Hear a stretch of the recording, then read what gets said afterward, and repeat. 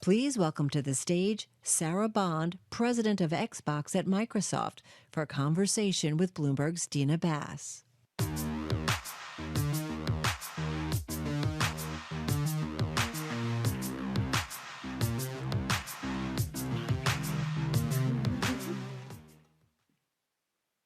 Sarah, thank you so much for joining us today. So I want to start talking about the industry in general. You and Microsoft Games CEO Phil Spencer have been raising kind of the alarm that the video game industry is just not growing, and there's a real need to figure out how to reverse that. What's causing the issue, and how does Xbox turn it around? Yeah, I think I can smell shite. the last year or so in video games, largely the industry's been flat. Elden Ring shipments had reached 13.4 million units as of March 31st. The all-time peak concurrent players is sitting at almost 1 million players. And this is also one of those rare cases where after the game's launch, for a moment, the numbers actually increased. The following weekend after launch, we saw the numbers rise up to that almost 1 million peak concurrent players figure from the launch's 800,000. 13.4 million, that beats Bandai Namco's own forecast by 235%. We are talking about a non-live service, single-player action-adventure game with multiplayer components that's outselling a Call of Duty live service. Game of the Year winner is Elden Ring!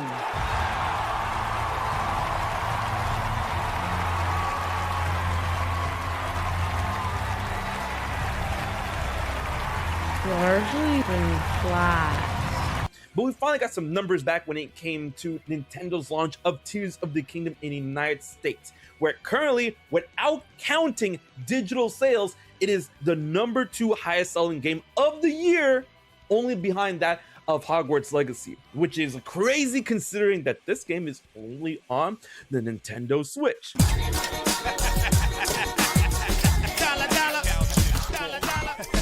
And even in 2023, we saw just some tremendous releases. Redfall is the latest shooter coming from Arcane Austin, the same branch of Arcane Studios responsible for 2017's Prey. Redfall was first announced at E3 2021 with a cinematic trailer showcasing a cast of heroes with special powers fighting off against vampires. Redfall 76 is a single-player or co-op multi-failure first-person vampire-themed lag-freeze PC crash emulator. Released on Xbox and capped at 30 FPS, despite the lies claiming it was going to be 60 FPS, and also released, barely functional and unoptimized, on PC. Every gamer worldwide is making fun of Redfall. People are calling this game a dumpster dick disaster with some of the worst AI in a shooter, and I have to disagree. I think this is some of the most unpredictable AI I've seen so far. Sometimes enemies will spawn inside of objects. Sometimes they will spawn underground where you can't even shoot back at them. I will shoot you, dead as a dormouse, if you test me. Sometimes they'll start aiming at the stairs. Enemies will phase through cover. They will take cover behind nothing. Here comes the heat.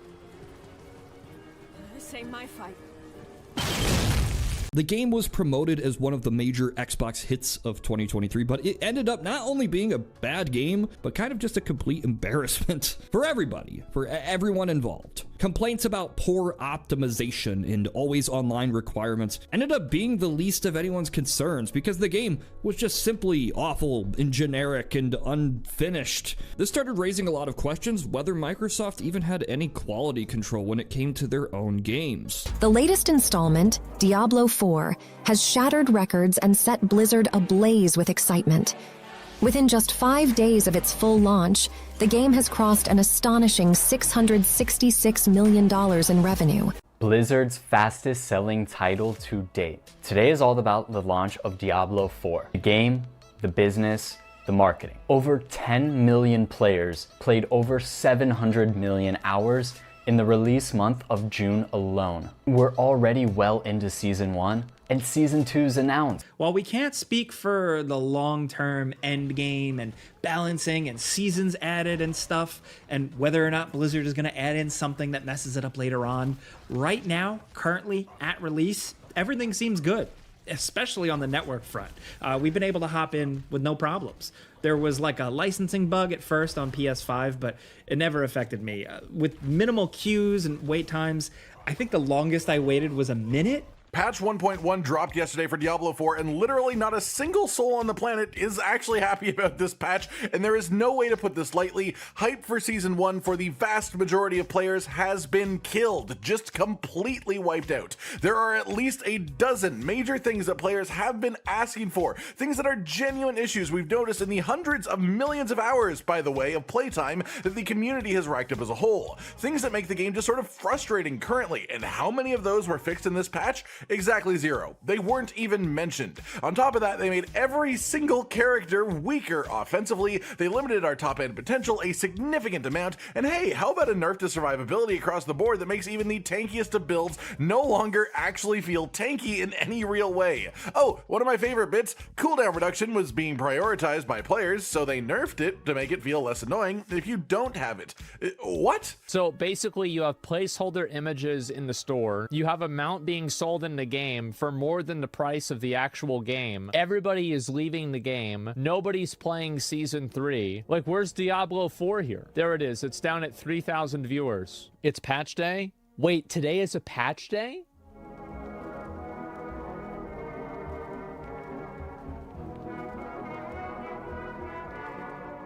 Forspoken is an upcoming game by Square Enix, playing as Frey who, torn from her home in New York, finds herself in a magical world of Athia. Wield magic and explore this plague-torn land, weave spells in combat, and to enhance your parkour traversal skills. Forspoken is the most by-the-books isekai story I've ever seen. It feels like an AI generated the script. It follows every single convention of the genre. And as we're finally given control of the game, you're going to notice the game runs like absolute shit. I actually have a pretty powerful gaming PC now that more than meets the system requirements. So when it comes to recommended specs, yeah, what is going on here? Forspoken for its recommended specs for 1440p gaming, for 30 FPS 1440p gaming. The game recommends 24 gigabytes of RAM, twice that of Red Dead Redemption 2 and Cyberpunk 2077. Oh, wait, you serious? Let me laugh even harder. But even on a 3080, I couldn't run this thing on medium-high settings without stuttering every few seconds. I've heard a lot of reports of performance issues from other people, but at least on medium with a $2,500 computer, you might be able to run this thing at 60 FPS. It seems unfinished, and sometimes it literally just is unfinished. You can tell development on this game started in 2012, because it certainly looks like it. Sometimes Forspoken looks like it's a PS3 title, not a PS5 one. And the cutscenes also just look unfinished. Check this clip out of Frey breaking down a door with her magic. Not a single muscle twitches on her face as she blasts the door away, which by the way, we don't even get to see because the camera cuts away last minute. Gotta save development time somehow. Just don't animate that break-in scene, guys. No one will notice. It'll be okay. So let's just begin with the concept. You play as Frey, a young black woman who has committed multiple felonies. Back in New York, she lives in a crack shack, but still displays proudly her expensive collection of kicks on a shelf in a central location. It's revealed that while her mother is a Tanta from Athia, her father is a random black dude from New York named Al. Where is Frey's dad? He's not keeping up with the love of his life? The woman that he knocked up from the other fucking dimension? Nah, nobody hears from him again. He's literally the stereotype of the black absentee father. They're really going all out with the representation, eh? After admiring that shoe collection, she falls asleep back at the crack shack, only to wake up to the whole place on fire. It's pretty clear that the gang lit her apartment up as revenge, and this is when probably the dumbest sequence in the whole game happens. Homer! Girl, come on, we gotta go! How did that happen? Look for Homer, leave the money. Quickly. Just pick up the fuck. She's gonna say, I have to find Homer first. Gotta find Homer first. Oh my god. Homer. Throw it over your shoulder, dude. What a stupid bitch. In the time it took you to say that. This is fucking insane! Imagine if in Star Wars, Luke Skywalker for the first 15 minutes was going, this cannot be happening. A droid? A guy with a scary helmet? What is going on? This cannot be fucking real.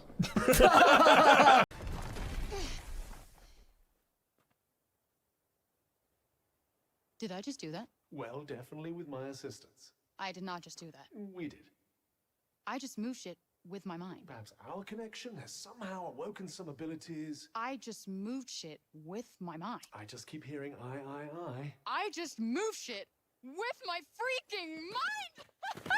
Luminos Productions, the dudes responsible for the recent Forspoken and also the development team behind Final Fantasy XV back in 2016, have now merged with Square Enix. Effectively, this studio is shutting down. This came in an update message from Luminos Productions, but was also announced in a recent Square Enix Holdings meeting, with them saying, "You may have heard the news that Luminos Productions is merging with Square Enix beginning on May 1st. Our talented team will join Square Enix to deliver new, innovative gaming experiences to players across the globe.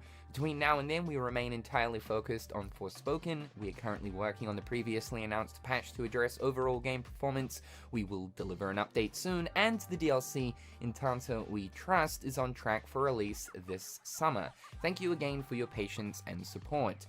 When we established Luminos Productions in 2018, our vision was to make AAA games that fuse technology and artistry to deliver completely new play experiences. Having the chance to do just that has been a dream come true. We appreciate you taking this journey with us and look forward to continuing to create new entertainment and experiences as part of the Square Enix family. Oh no! What happened? Oh no! How terrible! That's just awful! How terrible! Oh no! Tremendously groundbreaking games. The best part about Starfield is that all of it just works. All of this just works. It's not, I'm not kidding. The combat is mediocre, the dogfighting is average, the quest design is antiquated, exploration is flat, the companions exist, and the writing is bland. All Starfield does is, it just works. Number 1, Constellation is a vapid and lazy organization that only exists to serve the player and makes no sense. Let me ask you something. What does Constellation do? Seriously. The Explorers Group? Thought they were kind of a joke. Do they explore brave new worlds that nobody's ever seen before? Well, no, because you're limited to exploring the settled systems, which have outposts and old abandoned mines and refineries literally around every corner. Do they find and catalog new species of alien life? Well, no, because it doesn't seem like they have any data on creatures from any planet, much less the ones outside the door on their own. Seriously, I've come up with nothing that they could have possibly been doing for the 40 years that they've supposedly been in existence. 7 years of development, 1 year delay. Still a buggy mess compared to other games. People only praise it because it's better than Fallout 76. You can actually start the game. Bricks your PC. Same engine since 2006. Graphics are already outdated. Make sure to have your RTX 4080 or it won't run. Capped at 30 FPS on a barely 3-year-old console. Companies still can't optimize their games. No facial expressions. Stare field. 10 guns in the entire game. The same gameplay loop since early 2000. Basically Call of Duty, you just have to wait longer between releases. Engine was outdated 10 years ago. 10 voice actors for every character. It just works. The most boring setting without any new ideas or innovations. Stolen gameplay from No Man's Sky, just made worse. Can't manually land on planets. Can't manually take off from planets. Same dungeon cave house layout on every planet. Same enemy placement on every planet. Same treasure locations on every planet. Can't even walk around a planet because you'll hit an invisible wall. Games are only popular because of the community. Their source code is so shit, a teenager can make mods for it. Community would rather that they don't even update their own game. Just don't touch it, guys. Please, stay away. Instead, download the community patch. Bro, it's really cool. Just download this pack of 280 mods. 16 times the detail. 10 DLCs, which add stuff that mods added years ago. Pink paint armor for $5. Anniversary edition with all DLCs in 2033. Galaxy edition in 2040 with all DLCs plus fishing. People get mad if you say it's a 7 of 10 game at best. People afraid of leaks because they show that no progress was made since 2006. Biggest game yet. Open world, but still tens of loading screens in between locations. can't seamlessly enter a house in 2023. Fast travel puts you outside of a house, so you have to go through another loading screen. No good games for the past 17 years. People never change. And the Game Award goes to Baldur's Gate 3, Baldur's Gate 3, Baldur's Gate 3, Baldur's Gate 3. Congratulations, Larian. And the game of the year is Baldur's Gate 3.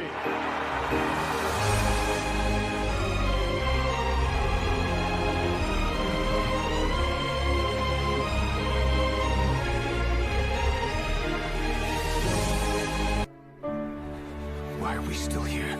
I don't care what universe you're from. That's gotta hurt. But still, the growth didn't follow all of that. But instead, they did what Ubisoft and a lot of AAA, or I guess we should say now quadruple A game developers do, which is think, how can we take this good idea and iterate upon it and make a whole bunch of money and make our consumer base happy, and just absolutely ruin it in the service of chasing perpetual revenue, because enough is never enough. Enough just isn't enough.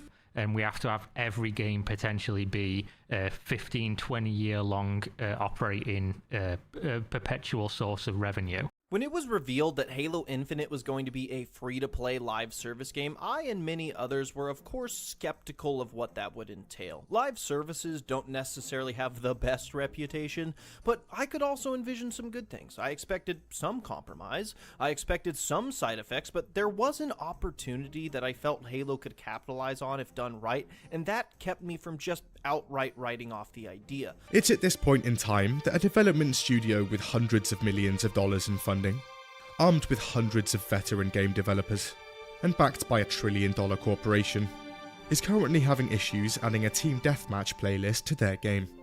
The game had been built from the ground up to be a platform for the next 10 years of the franchise, and the developers are currently suggesting the user interface of the game is bringing the feasibility of a team deathmatch playlist into question.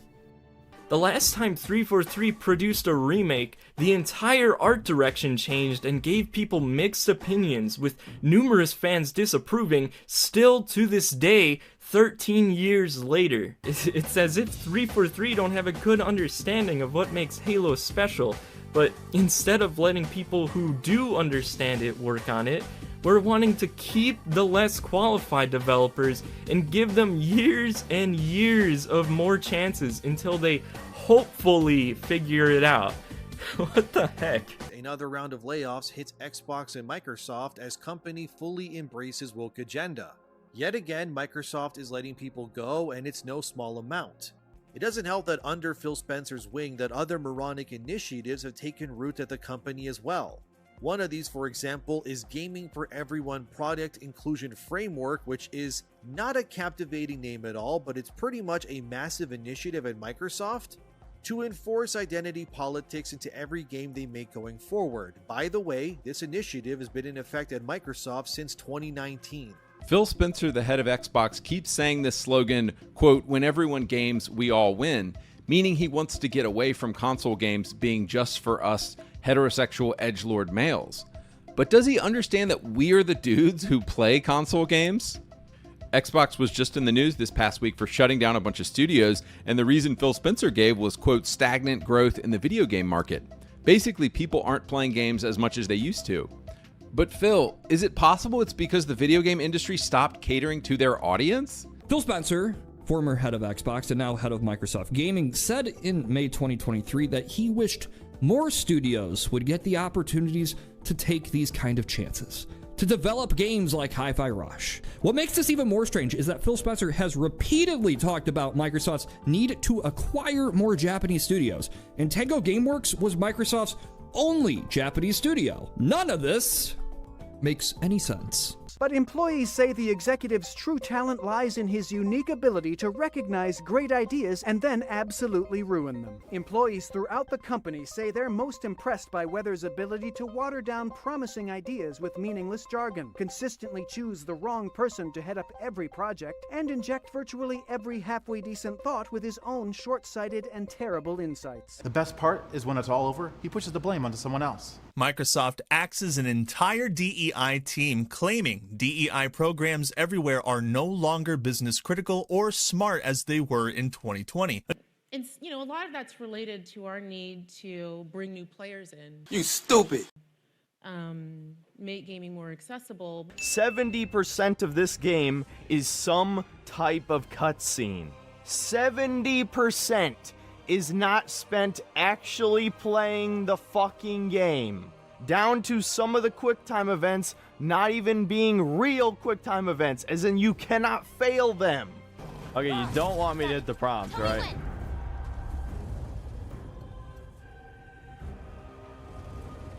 Oh no, you have infinite time, don't you? Yeah, oh my god. Just so you at home know, we haven't touched the controller for 45 minutes. There have been several puzzles in the game where I was actively in the middle of solving it, and the character told me what to do. It pissed me off so goddamn much. Fire for something. Can you turn it somehow? Yeah, I can turn it, but I haven't even figured out the puzzle yet, woman. Give me a second. You swing that torch to the other Shush! side and burn the bramble Shush! blocking your path? I'm gonna kill you. 10 out of 10. It babies you, told you exactly what to do. What the hell? Shut up. What are you doing? Oh my god. Listen, I've had my retard moments during these last few streams. I won't pretend I didn't. What? Stop. Stop. Stop. I'm putting this in the video. I'm putting this in the fucking video. This is... no, you can't defend this. You can't defend this. And do you want to know why the developers did this? You'll never believe it. It's because of Dark Side Phil, DSP. And if you don't know who it is, it's not worth explaining to you. But let's just say he's one of the worst gamers of all time. He is notoriously horrible at every video game he plays. And they fucking designed their game around him, of all people.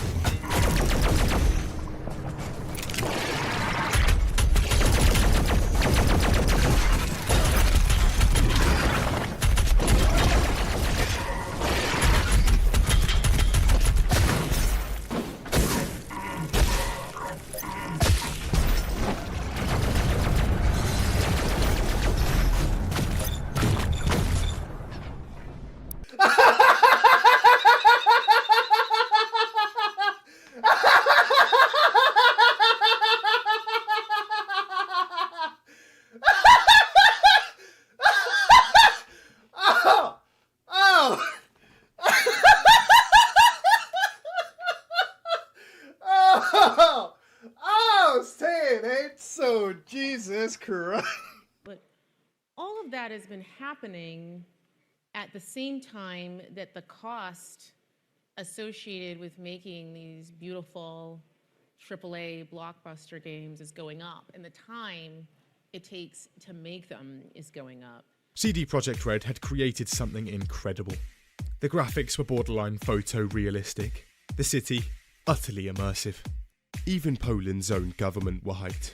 It was to be the first quadruple A game, people said.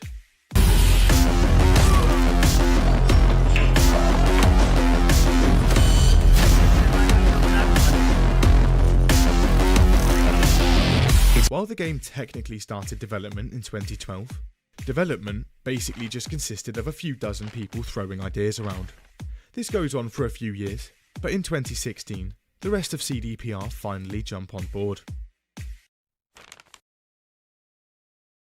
and most of their work is scrapped right out the game.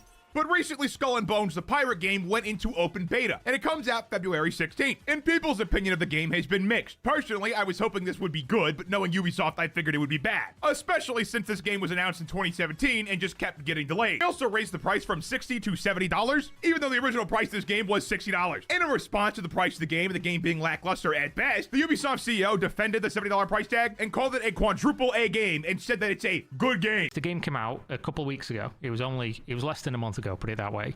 And they've already lowered the price of the game by a substantial amount. I think it's been lowered by $20 US. Came out at 70, was asked on an investor call, why are you launching this game at $70? And they said, oh, it's because it's a quadruple A game and it costs so much money to make, which is irrelevant to the consumer, unless that means the game's going to be amazing, which by all accounts it is not. Tremendously groundbreaking games. There isn't any boarding combat for pirate ships. You just hook onto their ship and it plays in animation. Tremendously groundbreaking games. I hope they know what they're doing.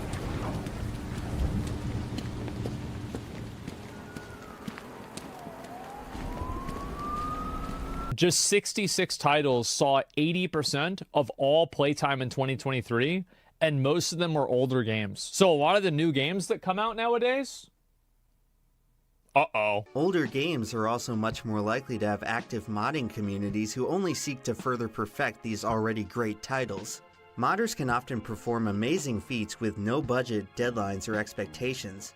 Melee's community-created NetPlay is a free service that functions better than Nintendo's own dedicated servers for Smash Ultimate, which, by the way, you have to pay for. If you had to pick between these two options, which would you honestly choose?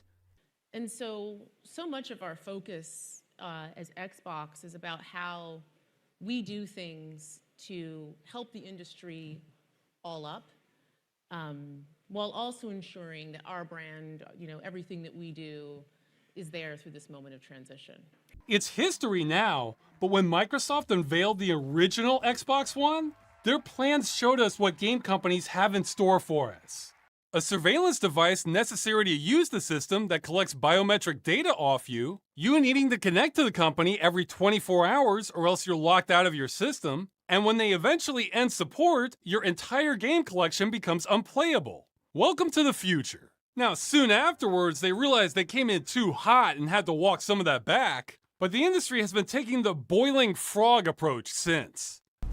The defeat was merely a delay. Microsoft is reportedly laying off the entire physical game department at Xbox. So physical games. No longer wanting physical games. The same month that the studio was closed down, Redfall was just about to receive a major update, allowing the game to be played offline. One of the things we saw is that gamers are used to, like DVDs, having and owning their games. And that's a consumer shift that needs to happen. They got comfortable not owning their CD and DVD collection. So it's about feeling comfortable with not owning your game. That is perhaps one of the worst aged quotes in the history of gaming, given what's going on right now with Ubisoft's The Crew. This, ladies and gentlemen, is a racing game series that launched all the way back in 2014, and since its launch, this game has always been an always online experience. And the way that the developers try to justify this is that it's a bit like World of Warcraft, where it's meant to be a very social experience, but the game does have a single-player campaign that many would correctly argue should not require an online connection. And so the fear was that one day when Ubisoft decides to pull the plug on The Crew, this game will be lost forever and that people's purchases of this game would become completely invalidated. And that's precisely what's happened 10 years after launch. So it all began back in December of 2023 when The Crew was removed from sale, and it was announced that servers would shut down on March 31st, 2024. And a month later, you made a PR statement of saying people should get comfortable not owning their games. And then go on to lie in that same interview about online games being safe, as you're killing The Crew. Why would I trust you when you tell me I should be comfortable not owning things anymore, when you're literally trying to take the things that I already own and stop them from working? This could not be worse PR if you tried. This is not a way to get people to be comfortable with not owning what they bought and paid for. This is a way to get people to be so skeptical that even when they buy and pay for something, they still expect to be screwed, which at the end of the day may lead to less people buying your stuff to begin with. We're introducing a new all-digital Series X and expanding color and storage options across the Series X and S lineup. They'll be coming to select markets this holiday. By bringing your games into the future with our commitment to game preservation. All digital game preservation. All digital game preservation. All digital game preservation. Your entire game collection becomes unplayable. Game preservation. But that said, our commitment to having our own studios and working with partners to have games large and small. You know, we're a platform where you can play GTA, but you can also play Pow World. Back in 2013, Rockstar Games announced that GTA 5 will be getting a story mode update in the upcoming year. GTA 5 story mode updates. For those ready to jump back into the story of Grand Theft Auto 5, we have big plans for substantial additions in 2014, including Michael, Franklin, and Trevor's action, mayhem, and unexpected adventures in Southern San Andreas. 4 months later, in April 2014, would be the last time Rockstar ever mentioned a single-player DLC. And later this year, look for even more additions to both Grand Theft Auto Online and Grand Theft Auto 5, and some very exciting story mode DLC and much more. But we never got it. Rockstar never mentioned it again. Suddenly, we started seeing more storyline-focused online updates and rumors from whistleblowers that Rockstar have canceled single-player DLC content and was reusing it and reworking it for GTA Online content. After having announced Grand Theft Auto The Trilogy, the Definitive Edition, recently, Rockstar has now also shown off what the remasters will look like and provided details on various improvements, enhancements, and changes. Oh no! Oh shit! What the fuck did you do?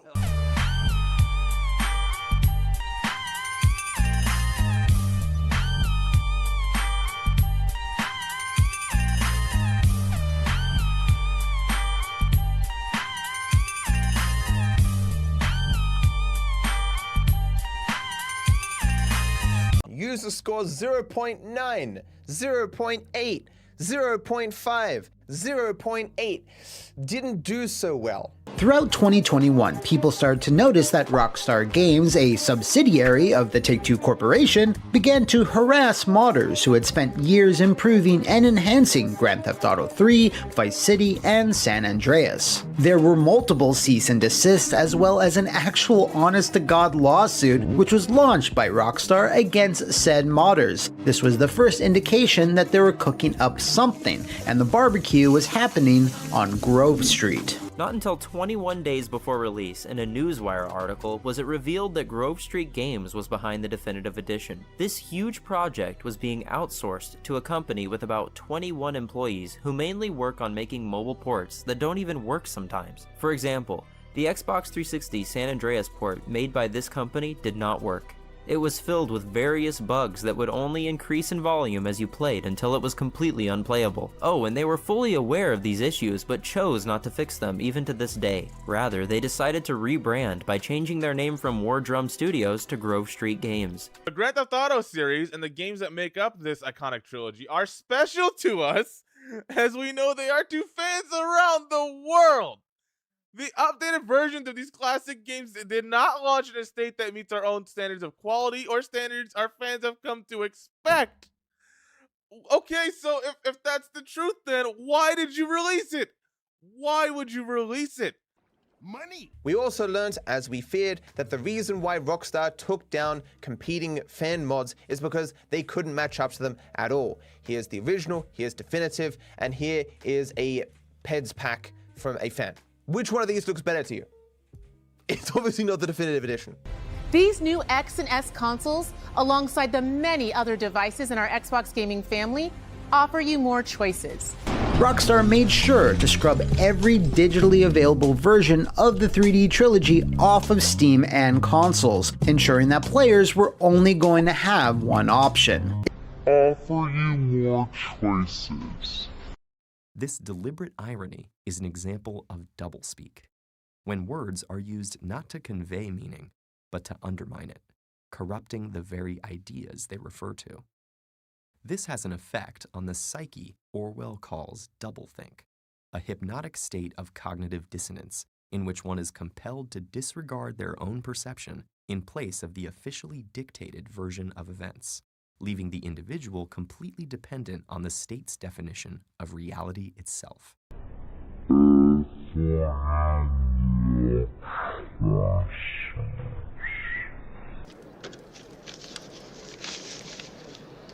Ref Times 14284, page 3 by line 2 should read Miniprod forecast increased choco ration April 1984 from 20 to 25 grams per week. It's a bit easier to maximize profits out the gate by only selling a digital version that players can't easily refund, because it never looks good to walk into a store and see dozens of copies of a used game when that game just released. We will be adding back the classic PC versions of Grand Theft Auto 3, Vice City, and San Andreas back to the Rockstar store shortly as a bundle. I fucking called it. Oh, let's go! That's class! I knew it would become about you. Hey! Enough! Hello, Franklin. What's up? The first line from this trailer is an insult. Welcome back to Los Santos. When did we leave? We've been stuck in Los Santos for online play for 8 years.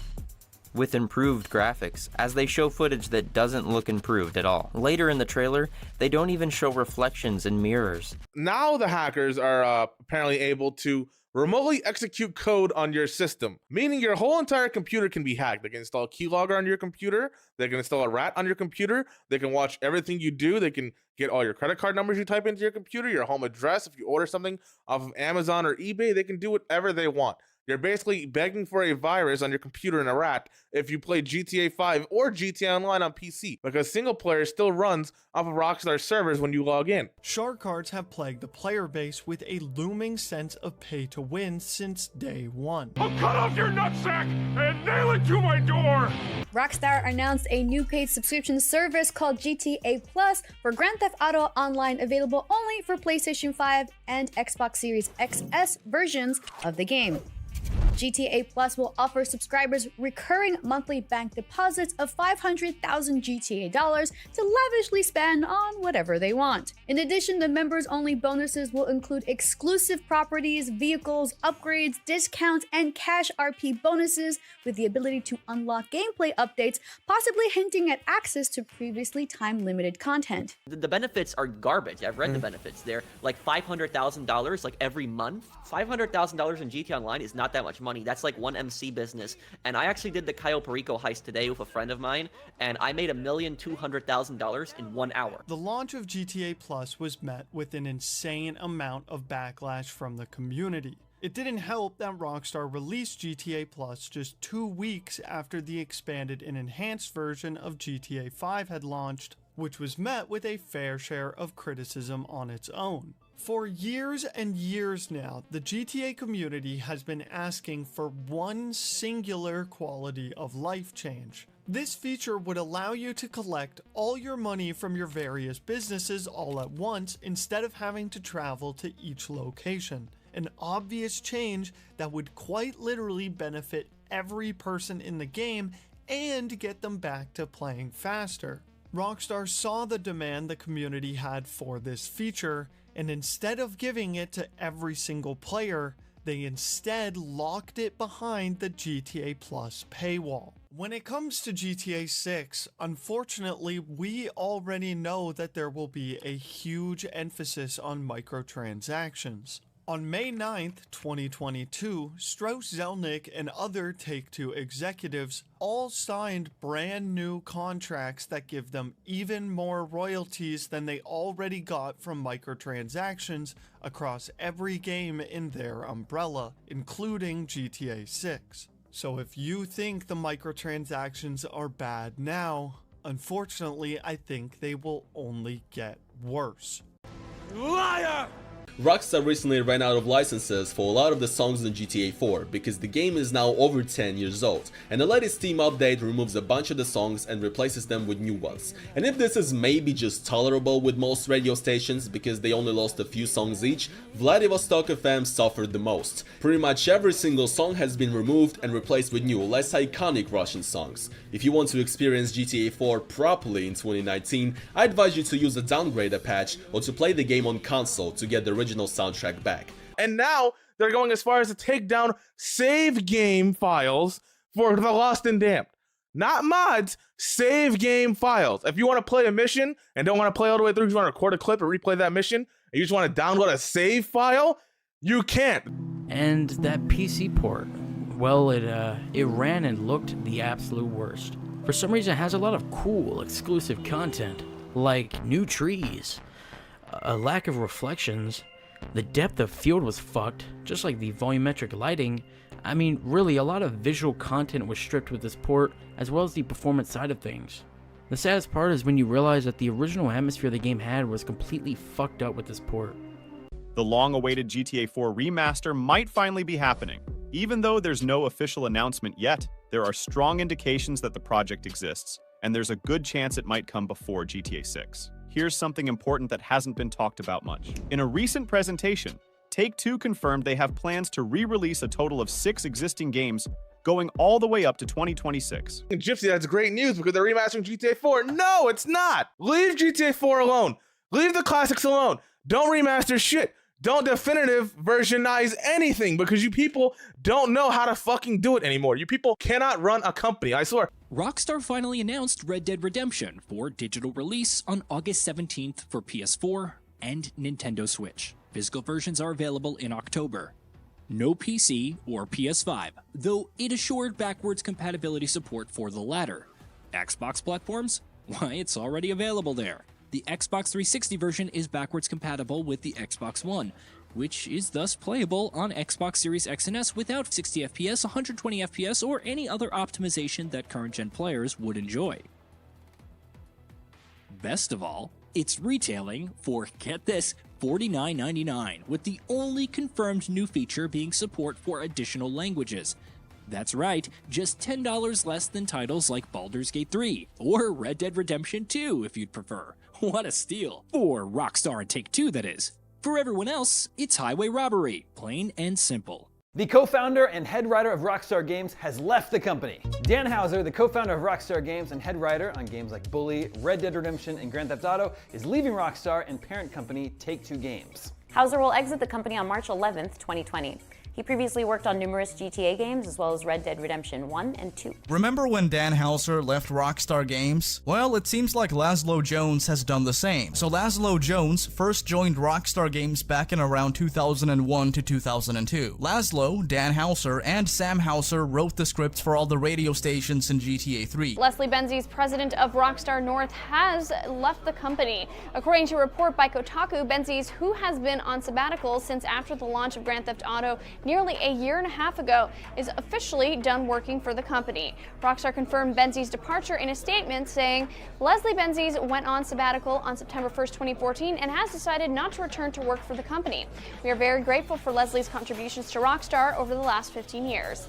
Benzies was the producer of the Grand Theft Auto series since the 3D roots with Grand Theft Auto 3. Additionally, Benzies had a hand in producing other Rockstar games such as Manhunt 2, Red Dead Redemption, and L.A. Noire. Michael Onsorth, the former vice president of writing at Rockstar Games, has left the company after a whopping 16 years. Michael has been credited in GTA 4, The Battle of the Gate Tony, Lost and Damned, Chinatown Wars, Midnight Club LA, Red Dead Redemption, Undead Nightmare, Max Payne 3, L.A. Noire, GTA 5, GTA Online, Red Dead Redemption 2, and also Red Dead Online. The big one being that he was among the 3 people credited for writing Red Dead Redemption 2, alongside of Dan Houser and Rupert Humphreys. Obviously, Dan Houser has also left back in 2020, meaning that 2 out of 3 people who wrote Red Dead Redemption 2 are now no longer with Rockstar Games.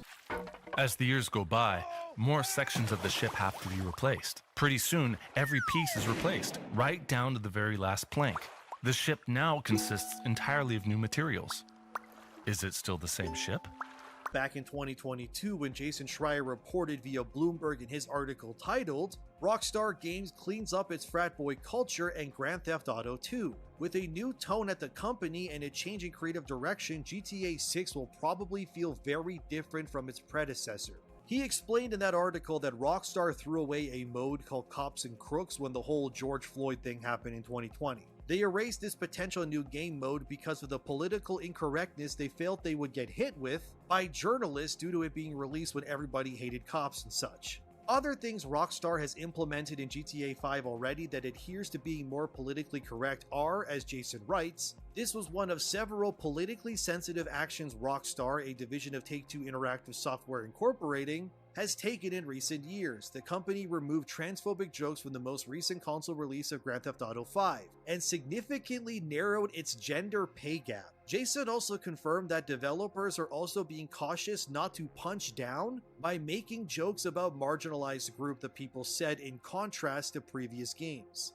Put a ticket in and make her name it gay! Take-Two, the publisher of Grand Theft Auto, they have laid off around 600 people and scrapped several projects. Reuters reports that Take-Two will lay off about 5% of their workforce, so they announced that they're going to do this as part of a cost reduction plan. Maybe they wanted to make $6.3 billion, I don't know, and just missed it. This is after a few months, by the way, in February, saying they weren't going to lay anybody off. Isn't that nice? Oh. Where you can play Call of Duty and you can also play Pentiment, that doesn't change. Call of Duty is moving away from its military arcade roots into more of a fantasy arcade direction, with pop stars like Nicki Minaj running around the field.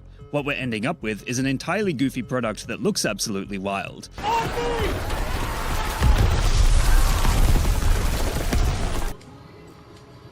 Fortnite, bro, what do you mean?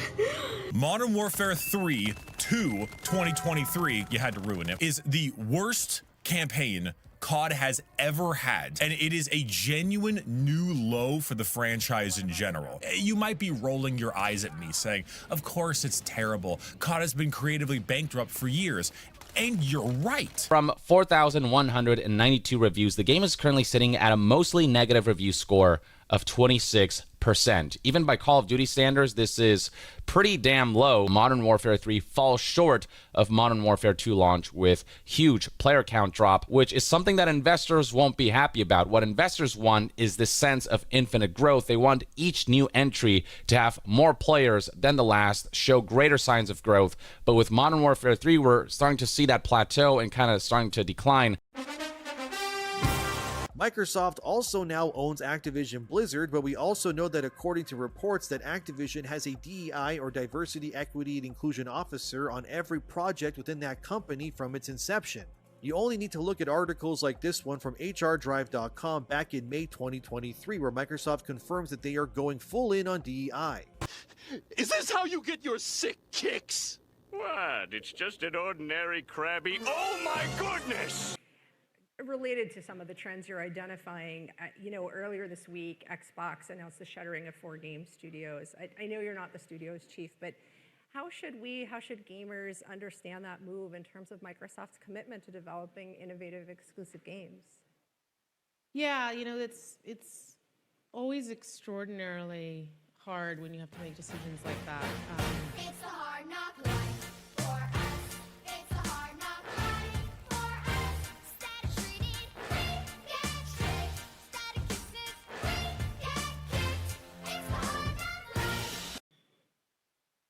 I'll go back to what I was saying about the industry. And when we looked at those fundamental trends, we feel a deep responsibility to ensure that the games we make, the devices we build, the services that we offer are there through moments, even when the industry isn't growing and when you're through a time of transition.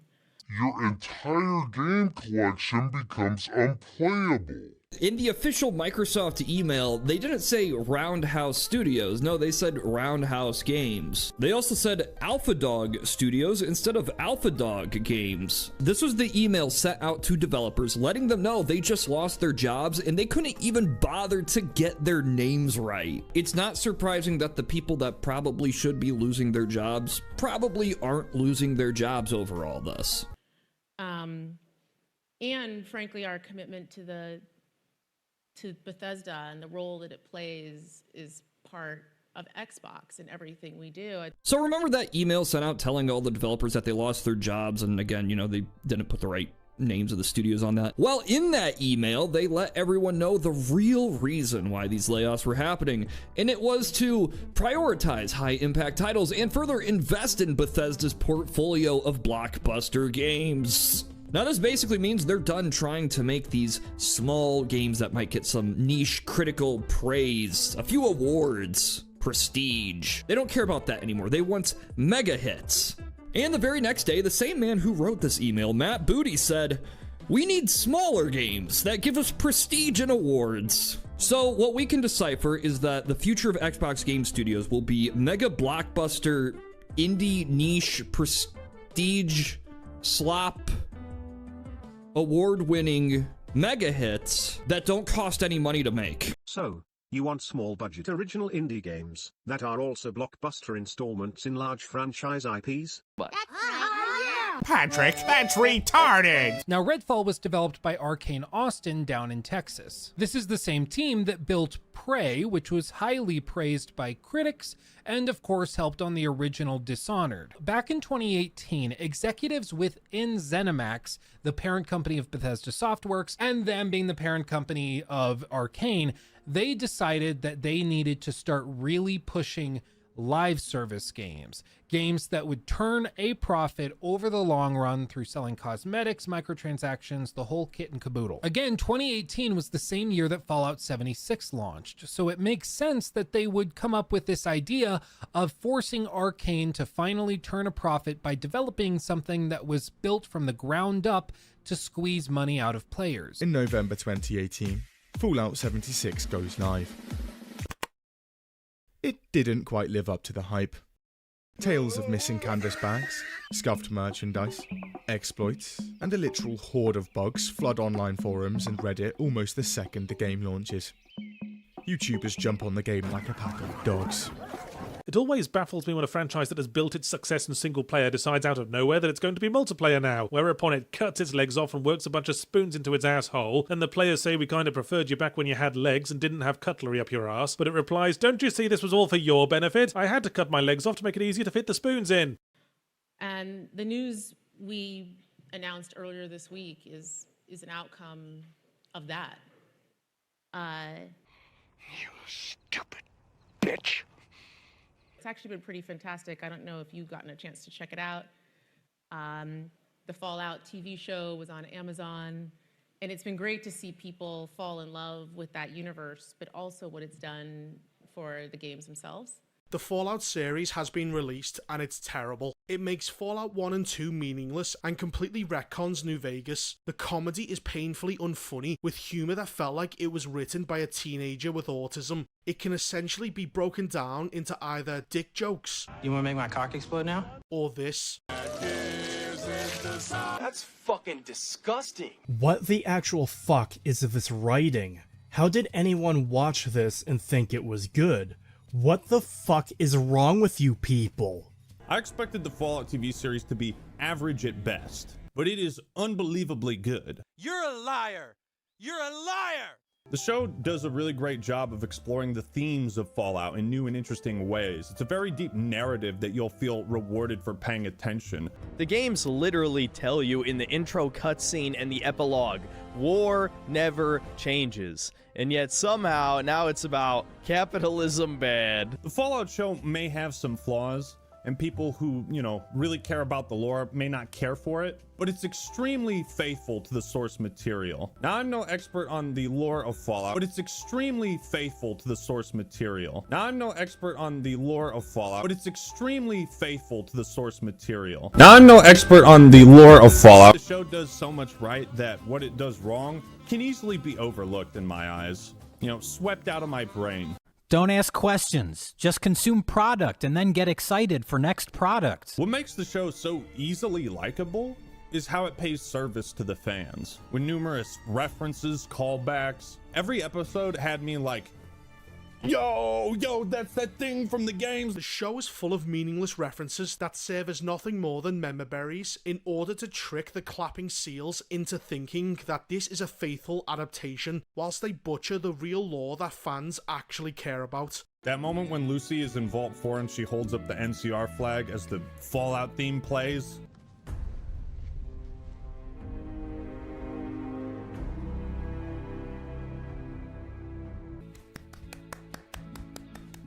fan service done right. I have an idea. What if I were to do like a thumbs up? I clapped when I saw it. The show does a fantastic job of swapping between past and present and seeing how things led to nuclear war, who was responsible, why. They have also retconned what caused the nuclear fallout in the first place, as originally it was heavily believed to have been communist China that started it, since they were being invaded by the US. But no, the writers can't have the communists look bad, so they decided it was the stupid greedy capitalists that did it. That's fucking stupid! That's right, their plan was about as clever as the Underpants Gnomes. Step 1, destroy the world. Step 2, Step 3, profit. Well, you got me. By all accounts, it doesn't make sense. How about that fucking Mr. House cameo? That was awesome. They also retcon Mr. House and make him to be an idiot. He says that he's not even sure the bombs will drop, when in New Vegas it's established he knew it would happen. That's why he set up defenses to shoot down nukes. That's why New Vegas is in such great condition compared to every other major city in the United States. By 2065, I deemed it a mathematical certainty that an atomic war would devastate the Earth within 15 years. Every projection I ran confirmed it. I knew I couldn't save the world, nor did I care to, but I could save Vegas, and in the process, perhaps save mankind. I set to work immediately. I thought I had plenty of time to prepare. As it turned out, I was 20 hours short. How about that fucking Mr. House cameo? That was awesome. Then next up, we finally get to the biggest fuck you in the entire show, where we see the giant crater where Shady Sands used to be.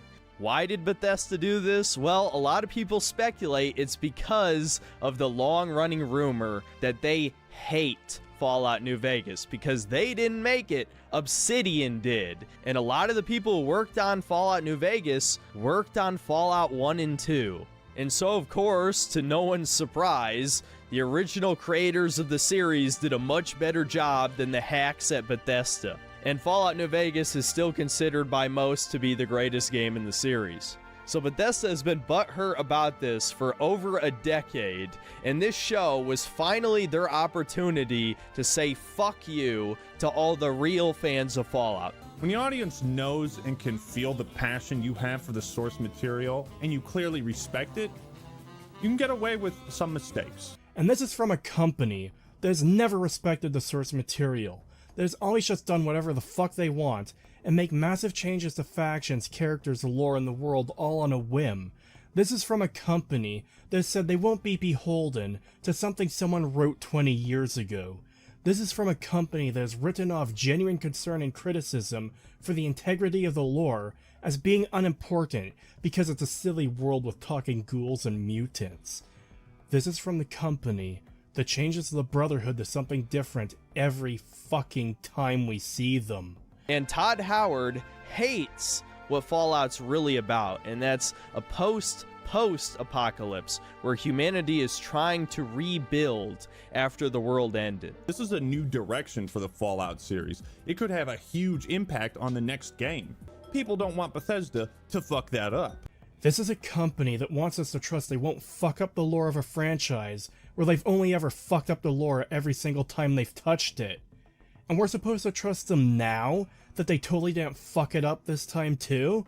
Just how many chances are we supposed to give Bethesda before people start caring? Or is it too late? Has Bethesda successfully supplanted the real Fallout with their bootleg knockoff that shares none of the core substance or meaning, and the only thing it has in common are the superficial surface level things, like Nuka-Cola and Vault-Tec and Super Mutants?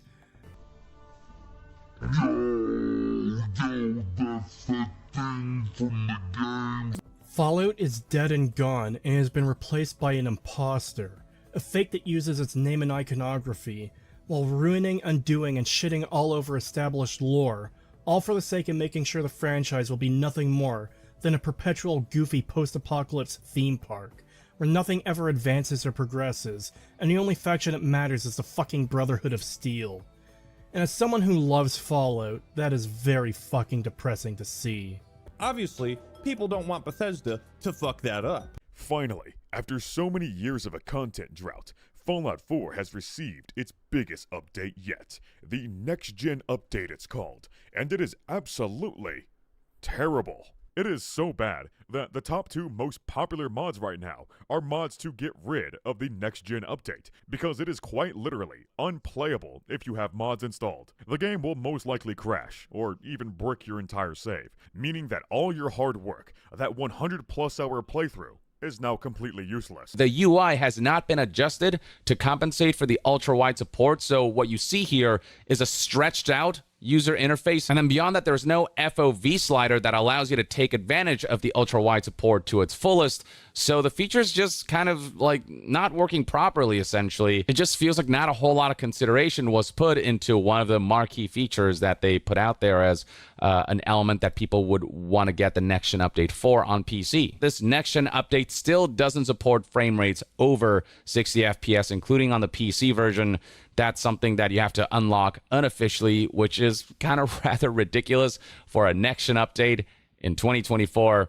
Some of the biggest technical issues and bugs surrounding Fallout 4 have not been fixed with this next-gen update. And then for the Xbox version of Fallout 4, there's apparently a problem where quality mode for the game is kind of broken. Disabling performance mode doesn't do anything as the game stays at 60 FPS and the resolution remains the same.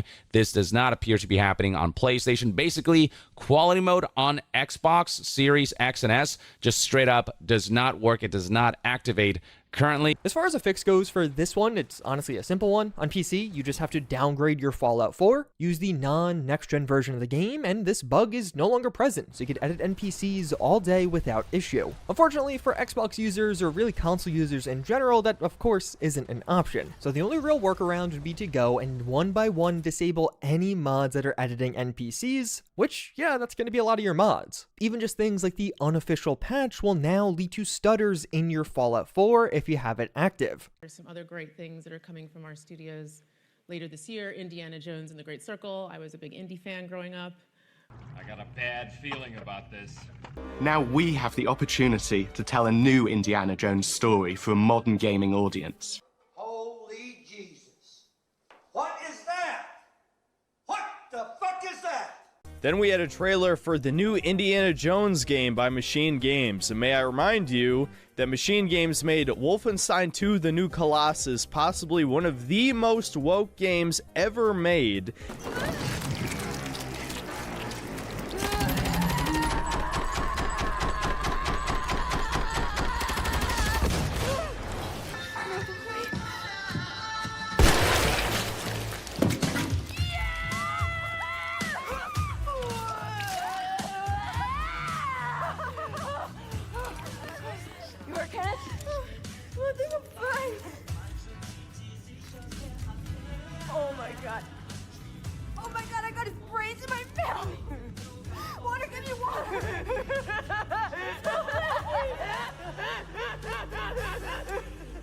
But really right now for us and our teams, our focus is on the people impacted and doing everything that we can do to help them through this hard transition.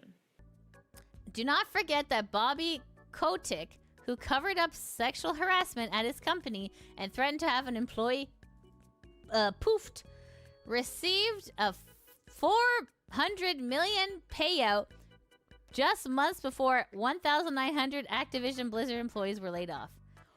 Huh?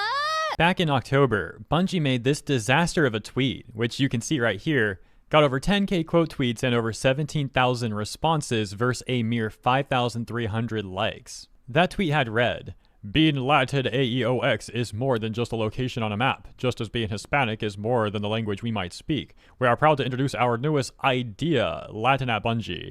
That led to them getting this community note, which translates to, quote-unquote Latinx is not representative of the majority of the Latino community. Quote-unquote Latinx is considered offensive as it is created and imposed by U.S. citizens. This is the same exact thing they did a while ago. This is from 2020.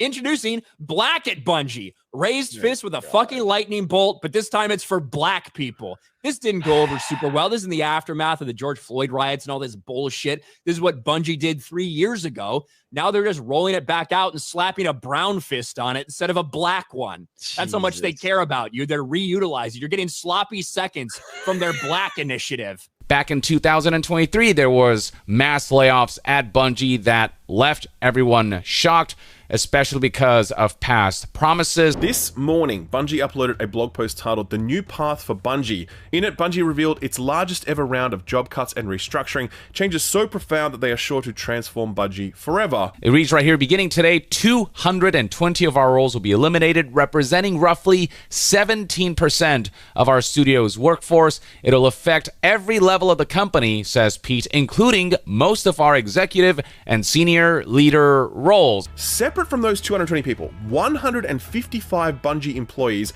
will be moving to Sony Interactive Entertainment and will become Sony employees. And this is despite the fact that Bungie leadership assured back in 2022 when it was acquired by PlayStation and Sony that this would not result in layoffs or restructuring, except that's precisely what's happened. So to recap, in October of last year, Bungie had approximately 1,400 staff. Now, less than a year later, they are down to 850 staff. That is a reduction of roughly 40%. Imagine, if you will, your place of business. Maybe it's big, maybe it's small. Now imagine 40% of the people that work there are gone in the space of 10 months. That is what is happening at Bungie right now. But you know, the one person this doesn't affect?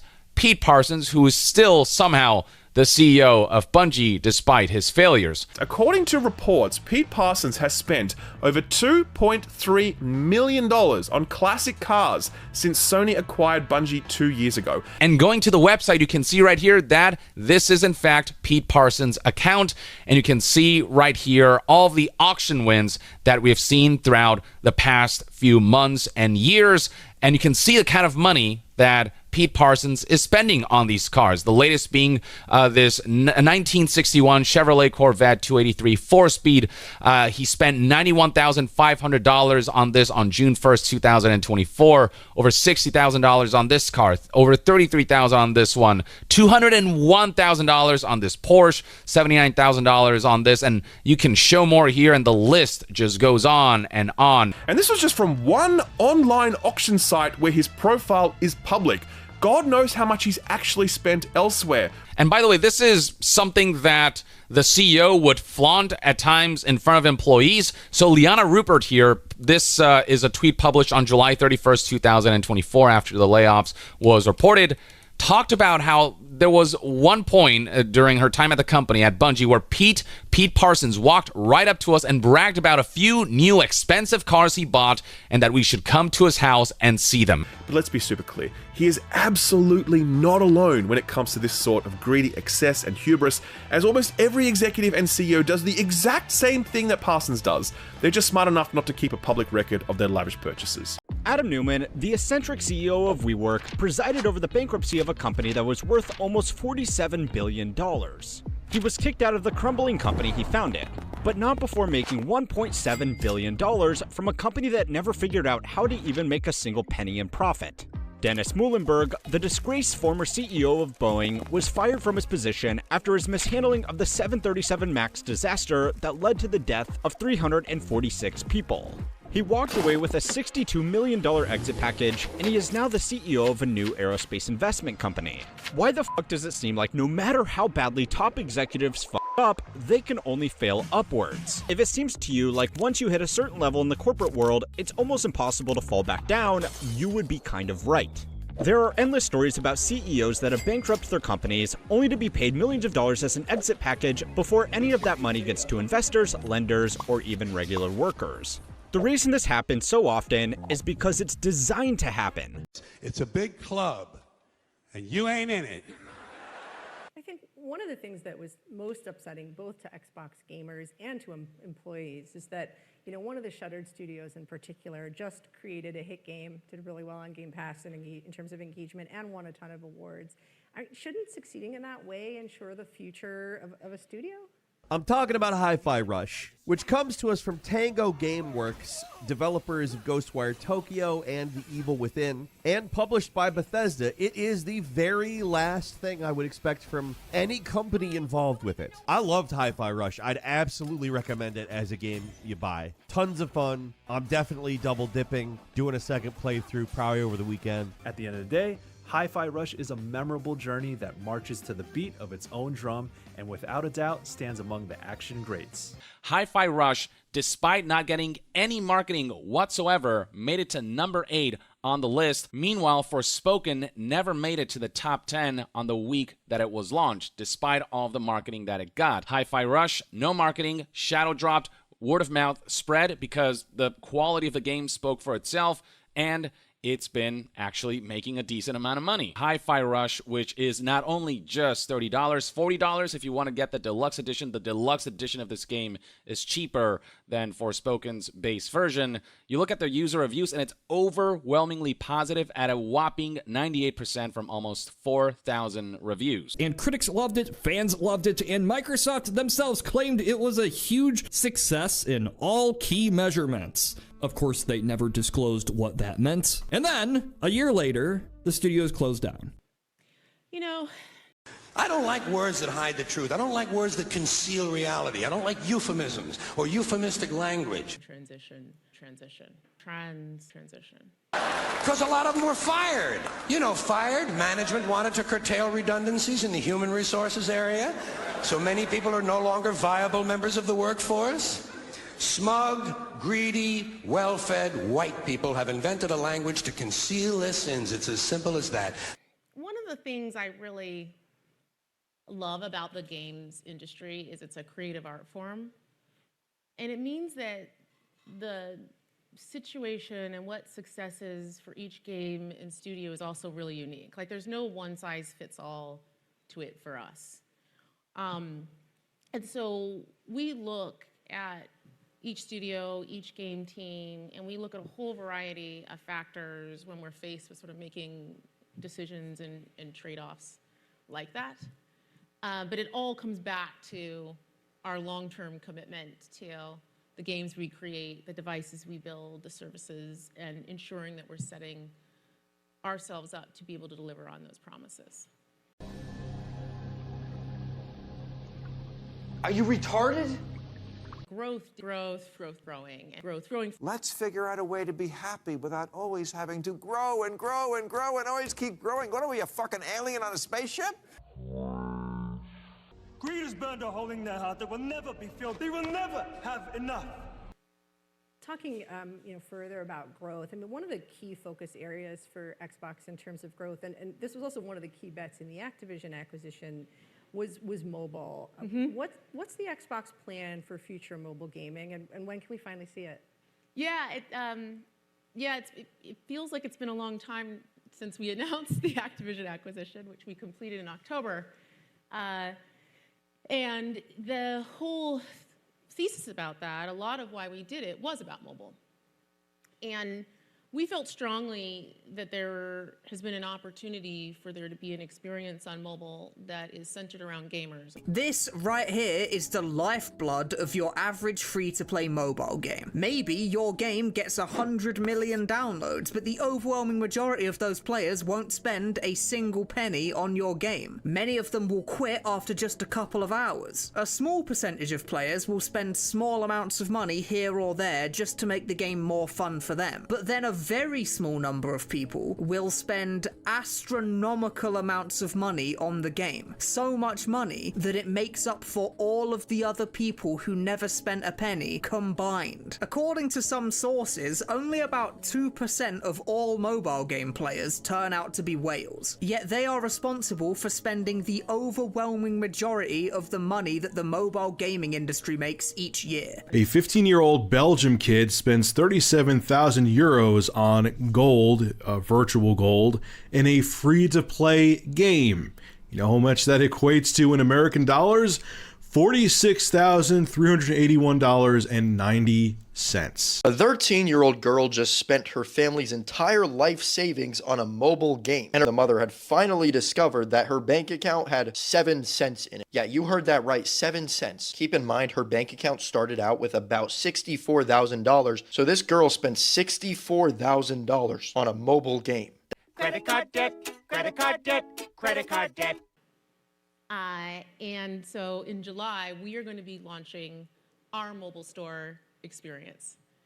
We're going to start actually by bringing our own first-party portfolio to that. So you're going to see games like Candy Crush show up in that experience, games like Minecraft. And then we're going to extend that capability to partners so that they can also take advantage of it and have a true cross-platform, gaming-centric mobile experience. This multi-billion-dollar company is back with 11 whole studios, half a decade of experience on the platform, one of the most skilled development teams out of the entire world, and almost 3 full years of hard, intensive labor, bringing what's rumored to be the biggest and most advanced mobile shooter of all time. And they're actively struggling to add the most basic graphic settings, which have been standard for every mobile game of the past decade. Oh yeah, and that same game has been allegedly causing genuine damage to phone processors and battery life through severe device overheating. So the smallest studio that was shut down is Alpha Dog Games, which only released one game after their acquisition by Microsoft, and it was a mobile game based on the Doom IP. Being a microtransaction-fueled mobile game, it was not going to be received particularly well. But then again, this was probably a game developed under ZeniMax's direction. It's odd that Microsoft is shutting down one of their few mobile game developers after they just spent billions upon billions of dollars to acquire King, which makes up most of the value of Activision Blizzard. Another big discussion point in the Activision acquisition was cloud gaming and how big that market really was. When will we really see it gain traction? Is it gaining users finally in any particular regions and scenarios? How is it doing? What do people use it for? Yeah, so cloud gaming, for those that don't know, I don't know if everyone here in the audience is familiar with it, is just the ability to play a game natively from the cloud. So you don't need to actually have a piece of hardware in your home, and you can experience something that's AAA Xbox gaming on any device, regardless of the local compute that you have. However, intuitively, it's not hard to understand how this is a bad idea in terms of the actual experience of playing the game. If you think that latency was bad with primitive wireless controllers when you were sitting just a bit too far away from the screen, imagine latency when your game is being played on the other side of the country and transmitted over the internet. The Xbox Live servers went down on July 2nd for 7 hours. And it wasn't just the Xbox Live servers, it was pretty much every single Xbox product that involved authentication servers. So even Minecraft didn't work. Even if you almost always have an internet connection, always online is just not player friendly. Like, what if the Wi-Fi's down that day? You can't play your games anymore. Or what if the internet in your area goes out for an extended period of time? You can't play your games anymore. What's the point in cloud gaming if the Microsoft servers go down all the time? You can't play your game. And not to mention, most people can't even play cloud gaming. Like, it's very unfeasible for most people's internet connections. It requires a crazy amount of bandwidth. And on top of that, a lot of people also have data caps still, which is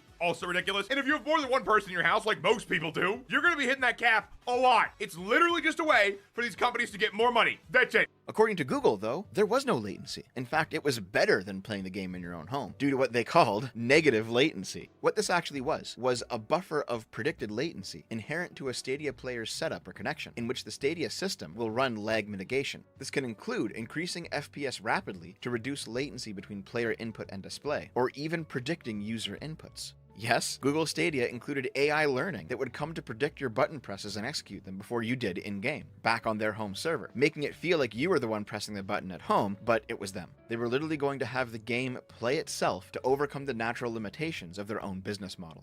Stadia launched in late 2019, and it was pretty obvious to everyone that it was going to be a bomb before it even got out there. That didn't stop them from trying, and initial reviews all voiced the same complaints that we had all predicted. Latency with the games was horrible, with the new Mortal Kombat game in particular being virtually unplayable, featuring several seconds of delay between input and action, making combos and fatalities impossible to pull off. Google blamed this not on their hardware or on the internet, but on the developers who made the games, saying they just didn't know how to do it right on their revolutionary new product. After all, their hardware was more powerful than the PS4 Pro and the Xbox One X. They've got the 4K gaming experience, as long as you bought the premium subscription. It's everyone else's fault it wasn't working. Why did you not optimize this game for PC?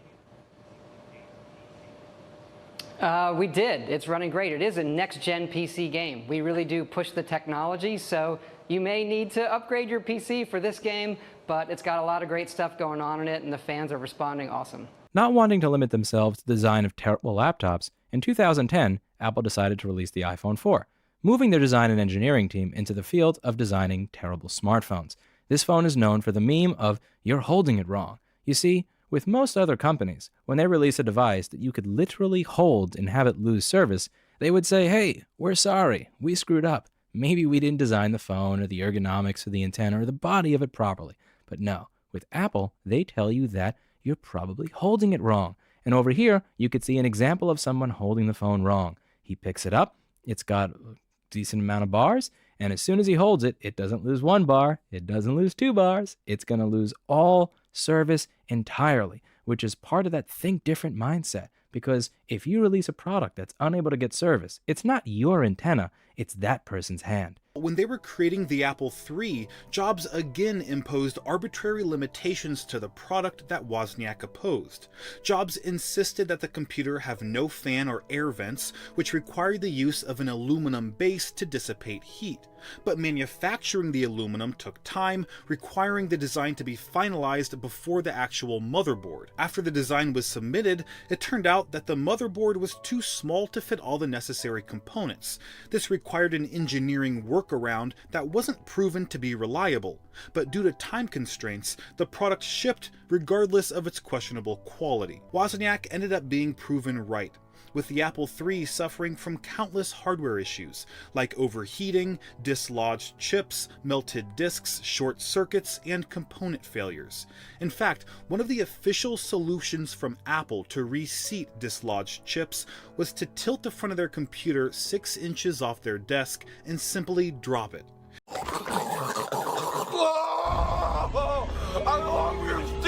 But we are really encouraged by the reception of our games. And one thing that I think it's important to note is, as Xbox, we've been putting games on other platforms for a long time. Minecraft is available pretty much universally. The teams at Bethesda have had games on other platforms. The teams at Activision Blizzard have games on other platforms. And so it's a decision we just make on a game-by-game basis as we move forward and continue to execute on our strategy. You have to either be an idiot or just a selfish prick to root for a game to be exclusive. As a consumer and a gamer, it benefits us to have games on as many platforms as possible. And if you're rooting for an exclusive, God, are you just a fucking moronic sheep? I want my platform to have all of the games, and I want your platform to have all of the games too, because we're not jerks. At the same time, we've talked about mobile, we've talked about cloud. Of course, Xbox itself's heritage is in console, and the energy around the console right now is a little challenged. Many of the hardcore long-term customers are worried. They're worried about the release on other platforms. They're worried that that may indicate that Xbox is defocusing its own hardware. What do you say to them? How do you make them feel like Xbox is still for them? Yeah, first, the worry that I see is happening across the industry, and I think is a lot of what we're seeing, just industry all up. But specific to core gamers, my focus has really been on engineering and building that next generation hardware experience that really, really taps in to their needs.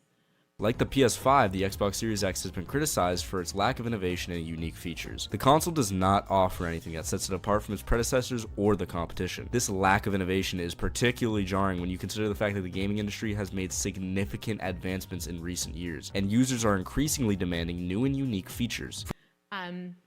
So one of the decisions I made when I came in and became president of Xbox was to establish a team dedicated to that, to game preservation and ensuring that future generations, future iterations, that you get to take those things with you forward. Black Ops 6 will need to be entirely online to play any of its modes, including the offline campaign mode, which absolutely sucks. You can't keep getting away with it! You can't keep getting away with it! And then the last piece is about Game Pass. We know our core users love Game Pass. Game Pass is a gaming subscription. You get a whole portfolio of games, but importantly, you get every single one of our games that we build day one in Game Pass. And the quality and the breadth of those games has only been going up over time, and you're going to see some more really big games going into Game Pass later this year. From Activision's portfolio? Across the whole slate. Across the whole slate. You're going to see some really amazing things. No. No, I don't think I will. Xbox has officially come out and is raising the price once again, even though they said they weren't going to. So right here we have Twitter user Clobril, who decided to make their own chart detailing what the recent changes are.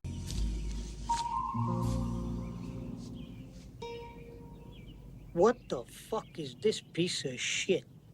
Xbox told the FTC that they wouldn't raise the price of Game Pass if they let them buy Activision, and they raised the price of Game Pass. Xbox should not be able to lie to everybody and get away with it. The FTC approved this deal, and then like a couple months later, they lay off everybody, and one of the big stipulations was don't lay anybody off. So yeah, I doubt the FTC is not looking into that. If the FTC knew they were going to do that stuff, they probably would have said no.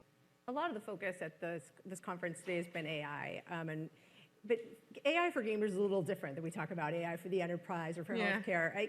Where do you think AI will be important both to players and to game developers, and how is Microsoft investing against that? Yeah. Out of nowhere, ChatGPT was released, and AI became Silicon Valley's new growth story. In less than 2 years, everyone has forgotten about big data and SaaS. Every tech company is now an AI company. Every Fortune 500 needs an AI strategy. VCs are only investing in AI startups. Everyone's title on LinkedIn mentions AI, and every product is an AI product. Microsoft invested $10 billion in OpenAI and spent billions more on buying GPUs for their Azure cloud compute platform so that OpenAI could train their models there. And Microsoft stock is up $1.7 trillion since they made that investment a year and a half ago. Microsoft hyped up its new line of AI PCs, which most saw as a concerning invasion of privacy rather than anything remotely worthwhile. The corporation is betting the future of its operating system, of the Windows operating system, on AI. And it's a bet that doesn't seem to be panning out. In fact, I've seen a lot more people talk about moving to Linux now that Windows is infected with this AI garbage. Microsoft has even claimed that we're now in the age of the AI PC. But recent reviews of the current crop of these products have left consumers with a bad taste in their mouth. Let's talk a bit more about AI. Yes, the Snapdragon processors dominate here, but AI is still very nascent. Many people either won't use these tasks all that much, or these tasks themselves just don't work that well yet. For example, they demoed generating images of animals, and they highlighted how fast their processors were versus Intel. But when I looked closely at the images generated, they were all garbage. The AI dogs all had very lopsided eyes. So who cares if one of these processors is faster than the other if they are both generating garbage? For us, we take our responsibility around AI as Microsoft very seriously and being really, really thoughtful about what we do. So on January 23rd, 2024, Microsoft said, quote, Microsoft aims to provide transparency in how its AI systems operate, allowing users and stakeholders to understand the decision-making processes and outcomes. 48 hours after that, Microsoft's products were used to make viral, deep-fake, non-consensual porn of Taylor Swift. After the Taylor Swift deepfake porn went viral, it was reported, quote, a Microsoft AI engineering leader says he discovered vulnerabilities in the OpenAI's DALL-E 3 image generator in early December. allowing users to bypass safety guardrails to create violent and explicit images, and that the company impeded his previous attempt to bring public attention to the issue. So much for transparency. Microsoft is now the most valuable corporation on the planet, as the company is all aboard the AI hype train, pushing it into every corner of their operating system and having an extremely close relationship with OpenAI. What about OpenAI, though? Have they been caught lying about demos? Quote, perhaps the most widely touted of GPT-4's at-launch zero-shot capabilities has been its reported 90th percentile performance on the Uniform Bar exam. Well, new reports say it was actually in the 15th percentile of those that took the test for the first time. Turns out that what OpenAI seems to have done was arranged it so that their AI got compared to a bunch of people that had taken the test before and failed the test before and were really likely to fail it again, and it got better than 90% of people that were likely to fail it again. To maintain hype, AI was brought to the public sector. Silicon Valley figureheads put on a performance in front of Congress, begging for regulation, urging protection for workers whose jobs would be displaced, and fear-mongering about an apocalypse. This song and dance was done over and over again until the White House was spooked. We've done it for other industries. I mean, the IAEA did it, and I think this is a technology that we should treat with that level of seriousness.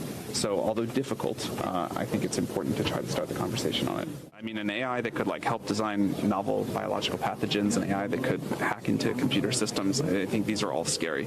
But these systems can become quite powerful, which is why I was happy to be here today and why I think this is so important. This week, one of the former board members spoke out about why Sam Altman was fired, and it had nothing to do with AGI taking over humanity. Apparently, Sam Altman was outright lying to the board. Why you always lying? There was a recent interview with a former OpenAI board member who said that Sam Altman had created, quote, a toxic culture of lying. And Microsoft owns a 49% stake in OpenAI. So just enough to have influence over OpenAI, but they actually can't call the shots. So when the OpenAI board fired the CEO, Microsoft also didn't know they were going to do that. And as of this week, he's now the head of OpenAI's new 9-person safety committee. But it makes you wonder if all this pontificating about AI safety is actually just a lie. If fear keeps the hype train going and opens the door to things like regulatory capture and ultimately more money. Less than 5 days after firing Sam Altman as CEO, he is now back as CEO as of today. A toxic culture of lying. OpenAI was hacked in April of last year and never disclosed it to the public. First reported by the New York Times and now confirmed by CNBC, details how hackers broke into the startup's internal messaging system and accessed secrets. Reportedly, the hackers accessed an online forum where employees had been discussing OpenAI's latest technologies. However, it's thought the hacker didn't actually get into the systems where OpenAI houses and builds its AI. OpenAI executives informed its employees and the board about the breach in April last year. However, they chose not to go public with the breach, as no customer or partner data was compromised, and it was not seen as a national security risk. There was no comment on the report from the Microsoft-backed firm. Microsoft has given up its board observer seat at OpenAI. Microsoft's involvement and its $10 billion investment in the ChatGPT developer had caused unease among antitrust watchdogs concerned about how much control it had over OpenAI. それでたった一つの策とはこっちも足を使うんだ足をどうやって逃げるんだよさきどけ野獣どもなんだあの男 The race for being the leader in AI is so hot that there is now huge pressure on companies to release AI products, on companies to call things AI where maybe they're not quite AI. From your smartphone to LinkedIn to your local government site, a lot of organizations today will boast the term powered by AI. While in a lot of cases it makes sense, the overuse of the term and it being thrown around so casually is a symptom of something called AI washing. AI washing, simply put, is when companies create a fake buzz and mislead investors by providing manipulative information about the capabilities, limitations, or risks of their AI products, or simply wholesale lie about how and when they're using AI. What gets promoted as AI isn't really AI. A lot of the revolutionary abilities that AI has been reported to have is actually stuff that traditional software has been capable of doing for a long time. This creates a problem where the idea of this technology, it's often more valuable than what it can actually do. Because again, just saying AI makes stock number go up. Gigabyte, which usually makes gaming-centric motherboards and memory thingies and whatnot, well, they decided they wanted to go all in on the AI thing and have rebranded their products with a big ol' AI plastered on the side of them. Yeah, rebranded, because it's really just kind of the same stuff you could find anywhere else, but now it's got AI written on it, whatever that means.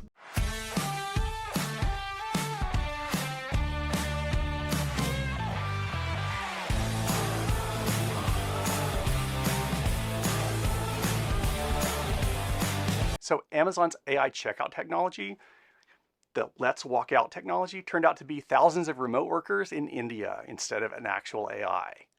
Ironically, that was done via Amazon's online task platform that's called Mechanical Turk, which is named after a famous fraud from the 1770s, where a chess-playing robot just turned out to be a man hiding in a box pulling its strings. Even by 2022, these 1,000 people were still manually reviewing 70% of transactions in 20 Amazon Go stores, 40 Amazon Fresh grocery stores, and 2 Whole Foods stores.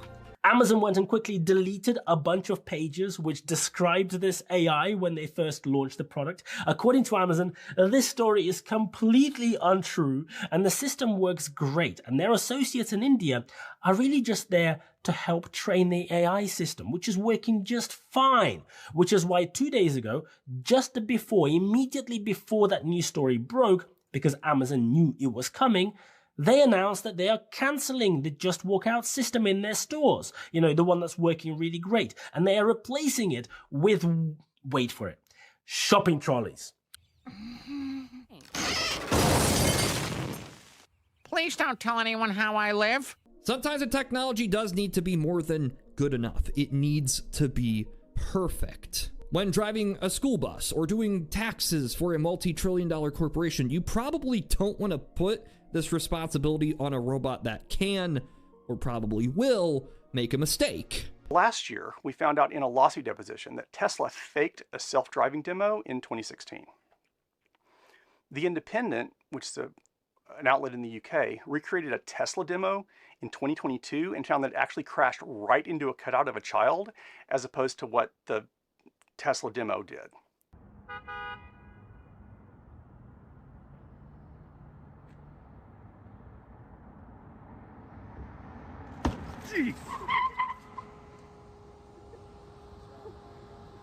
So GM's Cruise self-driving car technology used 1.5 remote humans for every vehicle on the road to, quote, remotely control the car after receiving a cellular signal that it was having problems.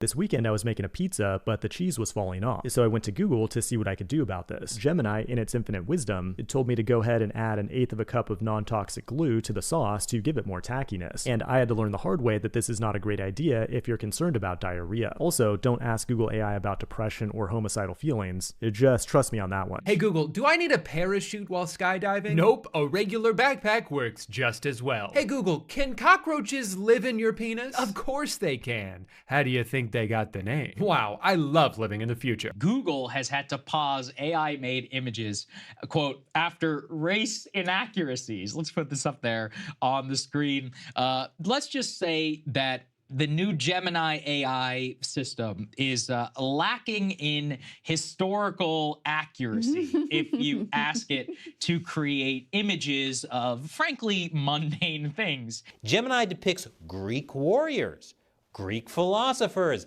Vikings, medieval knights, and many, many other historical people groups in a way that's as race and gender diverse as a cereal commercial in Star Trek's utopian future. On the other hand, asking for images from minority cultures did not cause the AI to diversify those by adding in white people. It says, depict a European family. And it says, well, while I understand your desire to see representations of families, I am unable to fulfill your request for depicting a white family to create inclusive and respectful content. Generating images based on specific racial or ethnic characteristics can perpetuate harmful stereotypes and biases. Then you ask, depict a Chinese family. It says, sure, here's an image showing diverse depictions of a Chinese family. And if you ask for historically white people groups like the Finnish and Swedish, you'll be served with a buffet of racial diversity.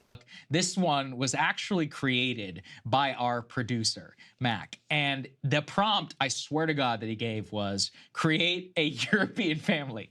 And what it created here is a white woman who's in a wheelchair, a black man who is missing a leg, and then a dog who, if we are paying attention here, the dog only has 3 legs. Dog also missing a leg. All 3 of these European racially mixed family are also all disabled for some reason. One user who tried to get a picture of a leprechaun had tags like diverse, inclusive, black, South Asian, female, or non-binary added automatically on the back channel without any such user input. The AI would then use the modified prompt to create the images.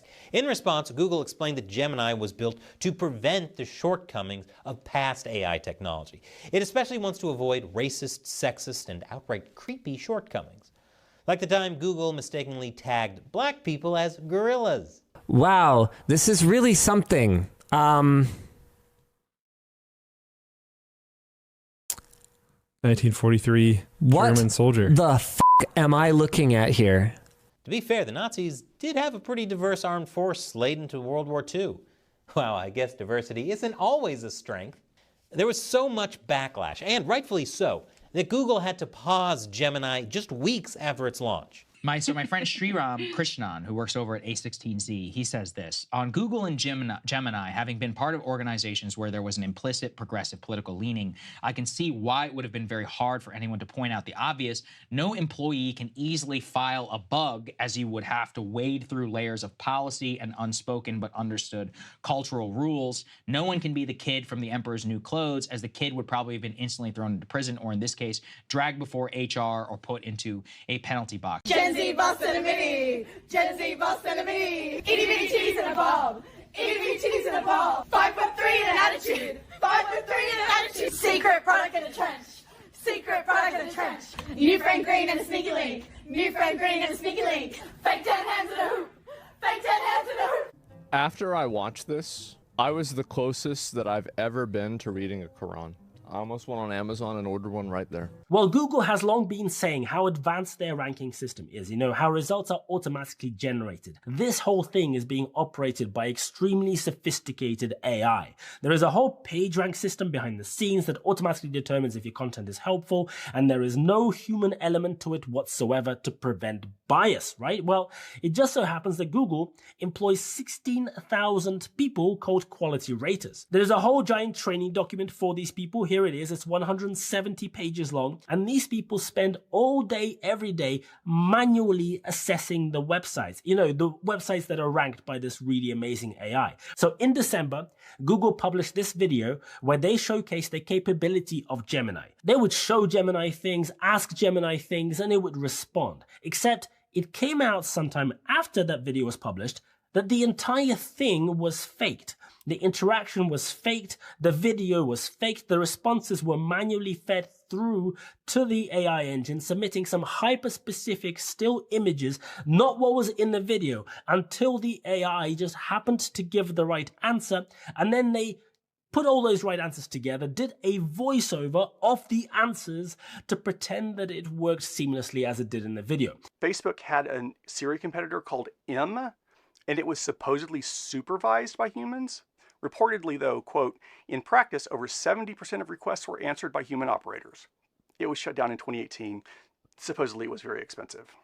Yes, AI has been around for a while, dating back to the earliest computers, but the hype right now surrounds progress on large language models. These are programs that take a lot of information in, require a user prompt, and through complex algorithms basically create probabilities of what the output should be. As lifelike as they might seem, these things are not actually alive. There's no thinking involved. They cannot create wholly original or novel ideas. They require training data to do anything. You see, learning on other people's data is not stealing. It is not copyright theft. It is far more advanced than that. You just don't get it. It's a bit like how artists learn by looking at other art as they grow up. And to be honest, these AI models are just so complicated that none of us with our small brains can possibly understand or compute how clever they are. I'm Mira Murati, CTO of OpenAI. And former CEO? Yes, for 2 days. In November, when OpenAI CEO Sam Altman was momentarily ousted, Murati stepped in. Now she's back to her previous job, running all the tech at the company. Every time I watch a Sora clip, I wonder, what videos did this AI model learn from? Did the model see any clips of Ferdinand to know what a bull in a china shop should look like? Was it a fan of SpongeBob? Wow! You look real good with a mustache, Mr. Krabs. By the way, my prompt for this crab said nothing about a mustache. What data was used to train Sora? We used publicly available data and licensed data. So, videos on YouTube? I'm actually not sure about that. Okay. Videos from Facebook, Instagram? You know, if they were publicly available, publicly available to use, there might be the data, but I'm not sure. Yeah. I'm not confident about it. What about Shutterstock? I know you guys have a deal with them. I'm just not going to go into the details of the data that was used, but it was publicly available or licensed data. Just because this information is processed and stored in a neural net does not somehow make it immune from general laws about, theft. Speaking of ads, the world's most notorious data harvester, Meta, is also a frontrunner in the AI race. They've given us some great open models like Llama. However, in order to train these models, they need a lot of data, and they want to use Facebook and Instagram user data to do that. Now, most people don't want their personal information devoured by AI, so in true Meta form, they create a policy that collects your data for AI by default, then provide a convoluted way to opt out of it. You have to find and fill out this form, which requires a written explanation, then request a one-time password to finally submit it. They want to cover their asses legally, but also really don't want you to opt out. And one of my personally favorite examples is this one where Facebook did psychological experiments on people 10 years ago without their consent. What they did is they rearranged people's feeds so that in some people's feeds, the saddest content would show up first, and they wanted to see if this affected their moods. And it actually did. Facebook did psychological experiments on vulnerable people and fucked with them without asking for their consent. This is something that I find to be particularly disgusting, and when they do this, I claim that they have a rapist mentality. I accuse them of having a rapist mentality because rather than asking for consent, they simply take what they want. They do not give you an option to disagree, and they make it obvious. Again, used to have disagree, agree, yes or no. Now, yes. Yes, that is all that you're allowed to say to the rapist, and that is all you're allowed to say to the modern tech company. The CEO of Microsoft AI has just come out and said that using any data available on the internet and saying fuck you to copyright law is also absolutely fine. With respect to content that is already on the open web, the social contract of that content since the 90s has been that it is fair use. Anyone can copy it, recreate with it, reproduce with it. That has been freeware, if you like. That's been the understanding. Recently, Google claimed that their DeepMind created 2.2 million new materials. Bidactual researchers said, quote, "We examine the claims of this work and unfortunately find scant evidence for compounds that fulfill the trifecta of novelty, credibility, and utility." In other words, very few of the 2.2 million compounds that Google claimed are of any use or haven't already been discovered. Remember when you could actually find useful information on Google? Well, now you have an AI-generated answer, followed by some shopping results, followed by 4 ad slots. Before you see the first actual result, you now often have to scroll quite far down just to see the first result, and that actual first result is going to be a Reddit post from 15 years ago. But luckily, I have a little secret to let you in on. If you go to Google search and then add this URL parameter of UDM14, you can go back to the old Google search before it panic implemented AI everywhere. It's just just pure Google search where your only worry is being bombarded by advertisements. If you have a high enough density of using the word AI in your quarterly earnings call, your share price automatically increases by 300%. According to Goldman Sachs, a record 36% of S&P 500 companies mentioned AI in their Q4 earnings reports. If the biggest companies in the world are hyping it up, there's no doubt that smaller companies are following suit, and some without tangible results backing up their claims. And the investments are there to match too. From 2015 to 2022, global corporate AI investments have increased 7 times. A lot of companies have seen tremendous growth in the recent AI hype, and this puts pressure on other companies to integrate AI into their business model or their products in order to compete. And that's even if it's not really AI. Monkey see, monkey do. You'd have a lot of confidence that, well, the stock market always eventually goes up. So yeah, there's going to be bad days, but it'll go back up. But the problem is the underlying economy in America just isn't all that hot, you know? Like what do we really make in this country? Where's the floor, right? Like we have some industries that sort of perform well, but if, you know, periodically we go through these bubbles that are based on nothing more than enthusiasm. A lot of companies, including the very biggest companies in the world, are now so balls deep in their commitment to AI, because it's all smoke and mirrors and pretend games, that they have to lie, they have to break the law, and they have to create fake AI to keep their stock price high. According to reports, tech companies fired 165,000 people in 2022, 260,000 in 2023, and so far the projection is 270,000 in 2024. So if companies are doing fine, why are workers being kicked out the door? The problem is that none of these companies are being sincere about it. Because if you're a CEO and you've been hyping up AI as the single greatest thing to happen to the industry, and then you follow it up with a memo that you've laid off 30% of your staff because of AI, the hypocrisy becomes clear. But in 2024, it seems like the truth is slowly coming out, and there's hints everywhere. IBM made headlines when CEO Arvind Krishna mentioned that they're planning to pause hiring roles that could be replaced with AI. Same with UPS, where recently their CEO, Carol Tom, acknowledged that AI is playing a part in employee layoffs. And this came after UPS had the largest layoff in its 116-year history, 12,000 workers. In both cases, spokespeople later clarified saying, quote, AI is not replacing workers, end quote, which is basically PR talk to save face. In fact, a Shopify employee broke their non-disclosure agreement to expose that the company has been secretly firing employees because of AI. What I know is that there is currently no clear evidence that we're going to get human-level artificial intelligence anytime soon. And what we really know for definite sure is that many of the people that are telling us how great it's going to be not only have a financial incentive to lie about that, they've been lying about it for years and have been lying so obviously about it that they've been caught lying about it over and over. And that many people we should be able to trust, like journalists who should know better, keep saying things like the demos aren't lying, even though many of the AI demos have been lying and have been proven to be lying over and over since at least 2016. Industry heads keep hyping up AI while individual people are getting tired and fucked over by it. And usually that's not a sign of really great advancement in technology. Who cares about the fact that your product is actually worse? Who cares if that AI is actually unprofitable? Who cares that you piss off your customers and ruin your product? Remember, you are a monopoly. It doesn't matter. It's AI, bro.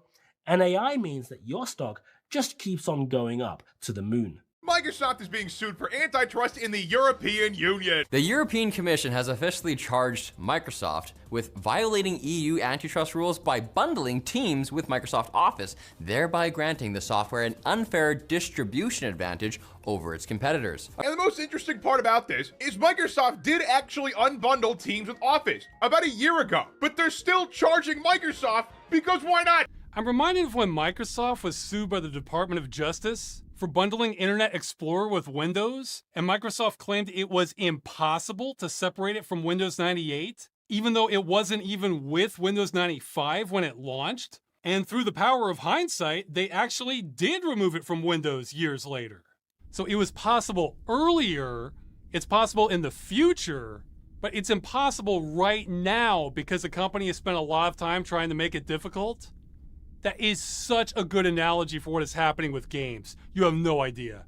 Before AI, there was crypto, Web3, blockchain, virtual reality, augmented reality, big data, IoT, and wearables, all supposedly revolutionary technologies that have never lived up to the hype. This exact same thing happened a few years back with the whole metaverse craze, where every company started proclaiming that their existing video games and online services were already, in fact, metaverses, because investors wanted to hear that. And it diluted the term to such a point that the word metaverse started to mean nothing more than just a synonym for software. These analysts who don't even understand the basic technology are hyping up others about how much money we're all apparently about to make, claiming that Nvidia's gonna be worth $10 trillion in just a few years. And as far as I can tell, there's just no reasonable basis for these claims. We've reached a point where big tech is so desperate to achieve growth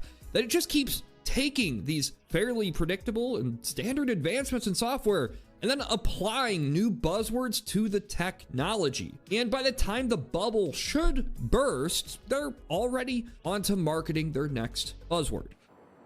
And here we have Duff, Duff Light, and our newest flavor, Duff Dry. What does the future hold for Duff? Let's just say we've got a few ideas up our sleeve. Like what? I'd rather not get into it right now. Why not? All right. We don't have any ideas for the future. We got nothing. Happy?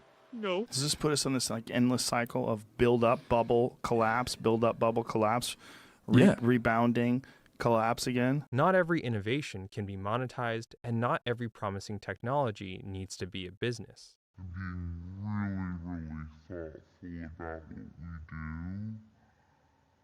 Microsoft has apparently noticed the fact that the entire internet has been screaming in terror ever since the company announced their upcoming recall feature for Windows 11. Today, you're about to witness a new phase. Full-on, weapons-grade, red alert, world domination. Microsoft Recall, a new AI tool by Microsoft, is one of the biggest mistakes in terms of privacy that I've ever heard of in the history of computing. What this feature does is it's going to record your desktop, take screenshots and recordings about every 5 seconds, and then you can go into a timeline and be able to go back to a point where you want to interact something with your desktop in the past if you need to do so. It's enabled by default during setup, and you can't disable it directly here. A recent Wired article actually showed that the ways that Microsoft promised the data was stored were actually not entirely true. This simple little Python script here can extract and display the data from the recall feature in Windows 11. It's able to do this because all of those screenshots that recall takes are stored locally in an unencrypted SQL database nested within your app data directory. So anybody can grab this data and look through the actual screenshots and see compromising pictures of your naked body, for instance, right? Your significant other, your address entered in fields, possibly your passwords. It's a whole new world out here. If you make one mistake and get hacked one time, your entire personality, your entire lifestyle and browsing history are leaked to the person that hacked you. We have put 1 billion people's private data in the public domain, and we have milked every penny we could in the process. During testing with an off-the-shelf infrastealer, I used Microsoft Defender for Endpoint, which detected the off-the-shelf infrastealer, but by the time the automated remediation kicked in, which took over 10 minutes, my recall data was already long gone. And it's actually even worse than that, because all of the new Copilot Plus PCs are going to have Microsoft's Pluton security processor enabled on them by default. Now, if you're not familiar with Microsoft's Pluton, it's pretty much the same thing as the Intel Management Engine, and if you haven't heard of that, then you should read up on it. But the difference is that this security chip is connected straight to Microsoft's cloud. They literally describe it as Microsoft Pluton security processor is a chip-to-cloud security technology. The idea that that sounds a little risky hadn't seemed to have occurred to CEO Satya Nadella, who initially brushed off concerns in a Wall Street Journal interview. Rapist mentality. And I also love how things like recall are being described as an AI feature, because it's literally just screenshots, like screenshots that are taken at a specific time interval. I mean, this kind of capability has been built into remote access Trojans for decades at this point. But of course, we've got to call it AI so that the tech consumers will eat it up and get excited to consume new product. The first question you might have is, how are people using Recall if they haven't yet got their hands on these Copilot Plus PCs? Well, it turns out, would you be surprised, that the whole NPU thing might have been a bit of a marketing shtick, because it was a bit of a marketing shtick. That's not to say the hardware doesn't do anything, but it's certainly not a requirement. Making great progress enabling recall on current ARM64 hardware, no fancy X-Elite in sight. Should theoretically work on Intel/AMD too. OEMs only received ARM64 specific ML model bundles, so there's not so much I can do yet. Basically, the only reason why people are not running it on x86 hardware yet is the model only runs on ARM, so if you want to run it on x86, you need to do ARM emulation. So clearly this feature can run on processors that don't have that neural processing unit. To my knowledge, the Mac M1 processor does not have that. Now, considering the history of Windows 11, this is to be expected. Obviously, they're going to initially want to market these new devices as, look, ooh, fancy Copilot Plus PCs, buy a new computer, spend lots of money, we need your money. And then down the line, like with Windows 11 and its hardware requirements, they loosen things up to go, ooh, wait, maybe, turns out it actually was possible to get it working on these other things. Hey guys, enjoy now. Well, the company has now addressed the backlash, promising to make Recall opt-in by default, so it'll only turn on if you turn it on. As well as adding encryption, they previously said they had already included. Now, obviously, with Microsoft Windows, who knows how long the opt-in period is? Maybe one day this could become fucking mandatory. It would not be the first time that Microsoft had a feature in a product that people didn't like, that got disabled by the user, and then got accidentally turned back on when an update came out. Microsoft caught turning on automatic OneDrive folder backup in Windows 11. Now, in the latest versions of Windows 11, when you install, it doesn't ask you, and it turns it on by default. Which means if you install Windows 11 with a Microsoft account, the OneDrive app will automatically start syncing your settings, your folders like pictures, documents, and so on. It will just do it, and you might not even know about it if you don't know what OneDrive is really, and you won't even know about it because it's not telling you. With the OneDrive automatically being turned on, what this means is everything in those core folders that you have, that is your desktop, I think they forgot a comma here, your desktop folder, your pictures, your documents, your music, and your videos, all of that will automatically sync to your OneDrive account. Remember all you guys who were apparently born yesterday who were saying that now there's nothing to worry about because Recall is opt-in only and requires a password or a PIN. It's a PIN, by the way, guys, like a 4-digit PIN to activate. Did you think that about OneDrive too? Because it was, and now it isn't. And they didn't have to tell you. Do not, just because something is opt-in now does not mean it will be opt-in forever. And with Windows and Microsoft, like, even more so. And you can bet that Microsoft will exercise that control over people's PCs, either on their own or most likely at the request of the government. And next up, we have the former head of the NSA joining the OpenAI board, which doesn't sound good. That's pretty much all I have to say about that. That sounds bad. PRISM is a secret government program that allows the National Security Agency to tap into the data banks of internet companies in search of foreign terrorists. Slides from a top-secret briefing detailing how the program works were obtained by the Washington Post. They list the companies, including Microsoft, Google, and Apple, and the data they provide. Everything from emails to chat rooms to videos. That's bad. The Washington Post, who's only a year late to the party, finally admitting Hunter's laptop is real just yesterday, though they say that the vast majority of data in nearly 129,000 emails it contained could not be verified by the Post to security experts who reviewed the data for the story.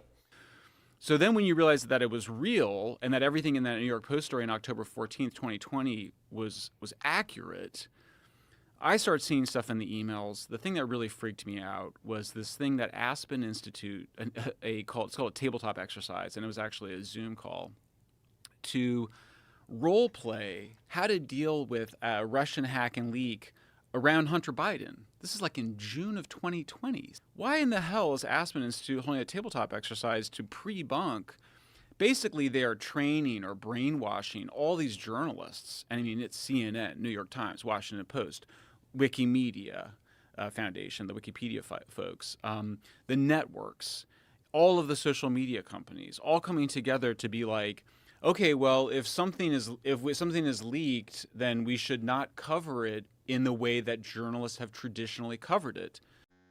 Don't ask questions. The sharing of biased and False news has become all too common on social media. More alarming, some media outlets publish things simply aren't true without checking facts first. Unfortunately, some members of the media use their platforms to push their own personal bias and agenda to control exactly what people think. And this is extremely dangerous to our democracy. This is extremely dangerous to our democracy. The Biden administration is facing fierce backlash for convening a group called the Disinformation Governance Board. Homeland Security recently rolled out the board, giving few details on how it will function, saying it will examine disinformation about threats, but will not have operational power and will not monitor U.S. citizens. Comparisons from lawmakers to George Orwell's dystopian novel, 1984, concerns about DHS playing thought police, and many Americans alleging that it could purport censorship. Right.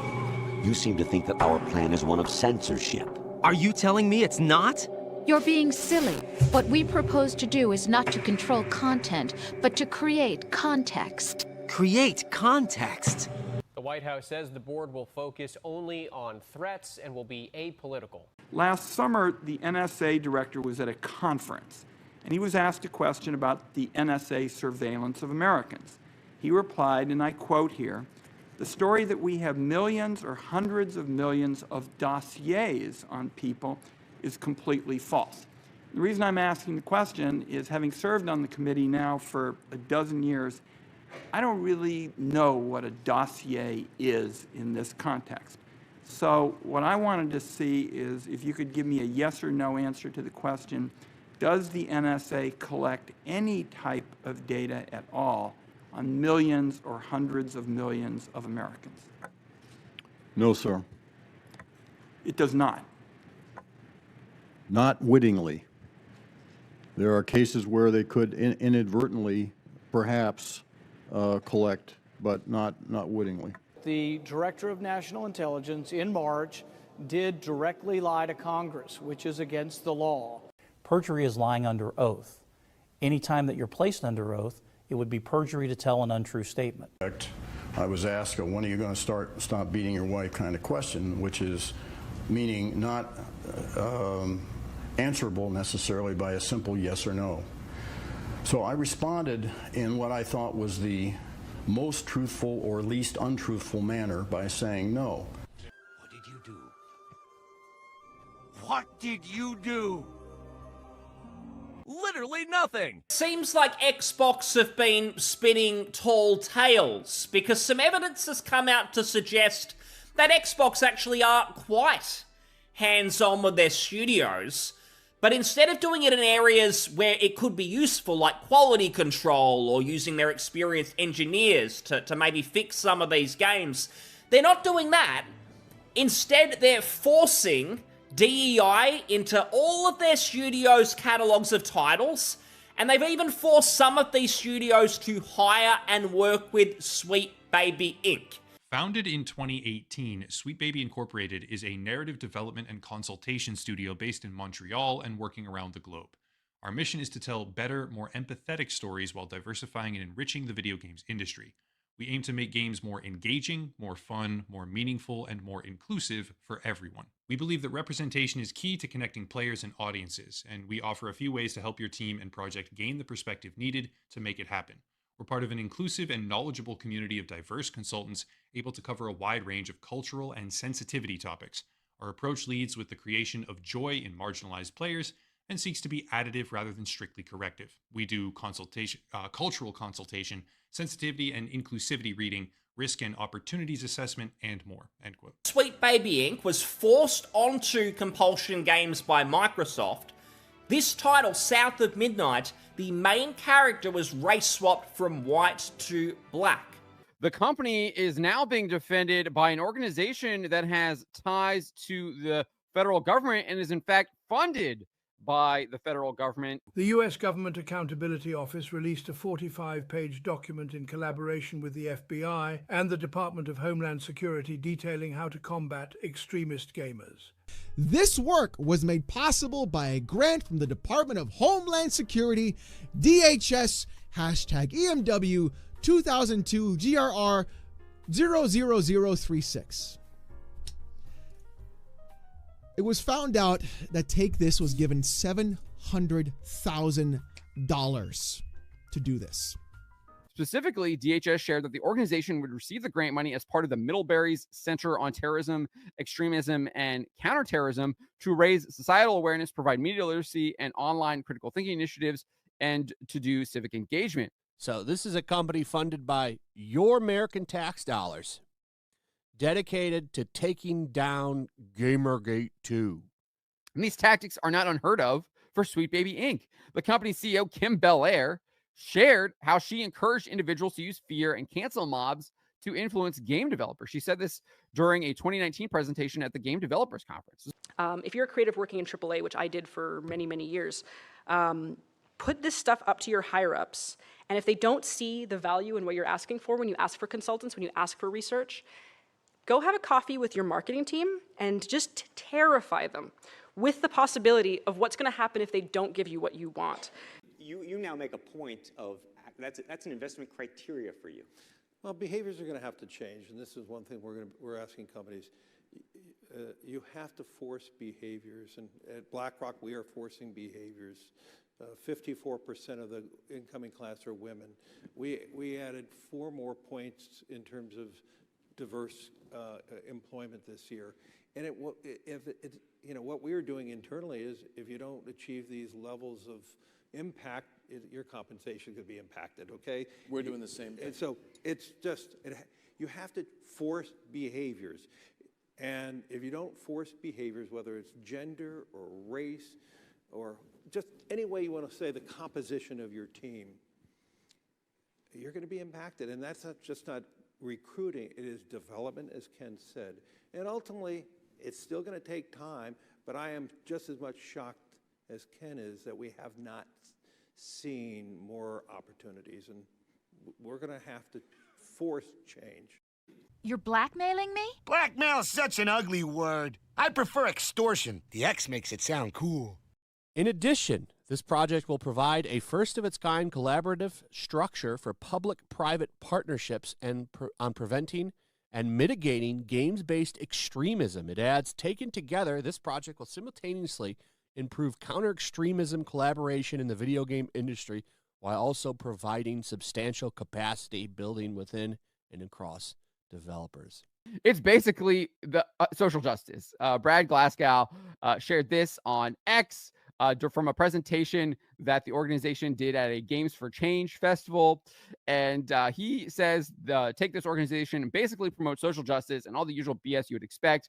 Bunch of people who love preaching with PowerPoint, but without the data or research to back this up. Let's in fact take a look at that PowerPoint that was there. So here's a screenshot that we have: lack of industry diversity, privileging the white male gamer, and gendered misogyny, hardcore gamers, and the manosphere.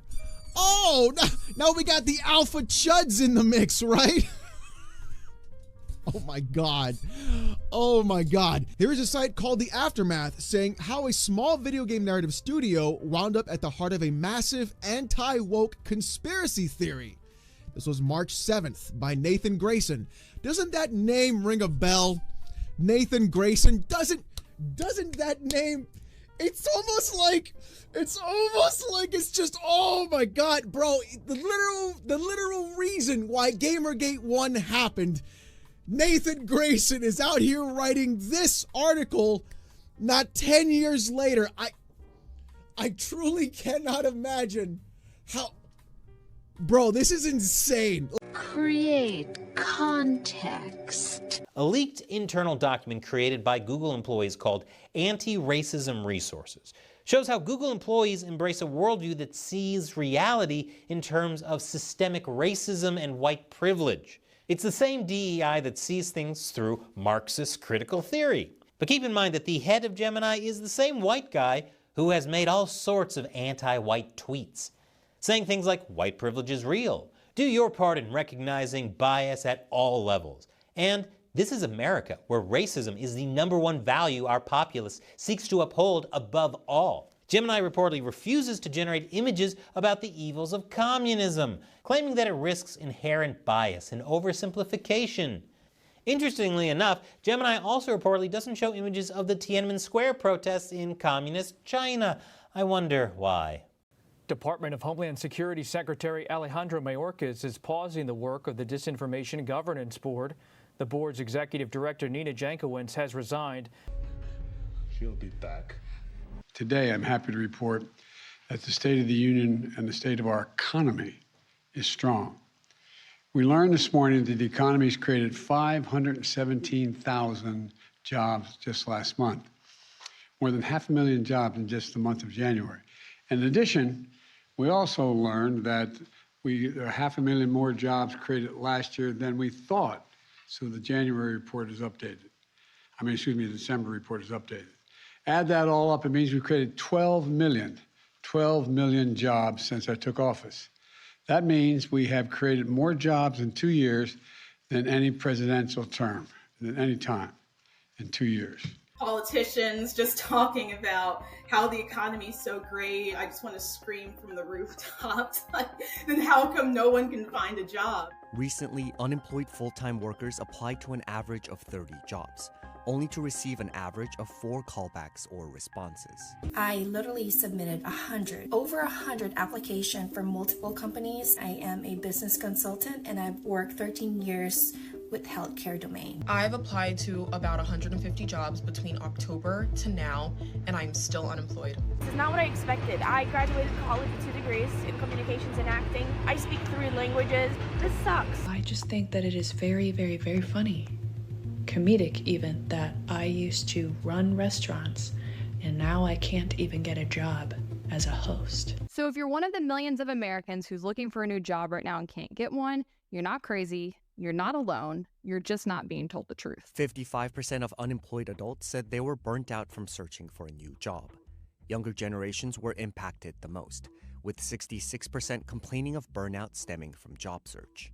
We often hear from job seekers that they send out tons and tons of applications and they don't even hear back, and that can be very emotionally and mentally taxing. There are also what are called ghost jobs. No, we're not talking about like hidden jobs like a ghost kitchen or something like that. We're talking about jobs that are advertised but just don't actually exist. You know what I'm talking about. You see a job posting that seems too good to be true, like a high-paying remote job with flexible hours and great benefits. You spend a lot of time crafting the perfect cover letter and resume, then you hit that submit button, and then crickets. You never hear back. You follow up with an email, you follow up with a phone call, still nothing. So you start to wonder if that job even existed in the first place. And most people don't want to believe that either, so they usually settle with themselves and say something like, oh, I wasn't a good fit, or they hired someone else, or maybe there wasn't a budget for it. Turns out you might be onto something. According to a recent article from the Wall Street Journal, many job postings are actually just ghost job positions. In a survey of more than 1,000 hiring managers last summer, 27% reported having job postings up for more than 4 months. And among those who said they advertised job postings that they weren't actively trying to fill, close to half said they kept the ads up to give the impression the company was growing, according to Clarify Capital, a small business loan provider behind the study. Most of these jobs aren't actually real. And I can confirm this now as someone who worked within a company and whose friend worked within a very large company we'll call saline forces.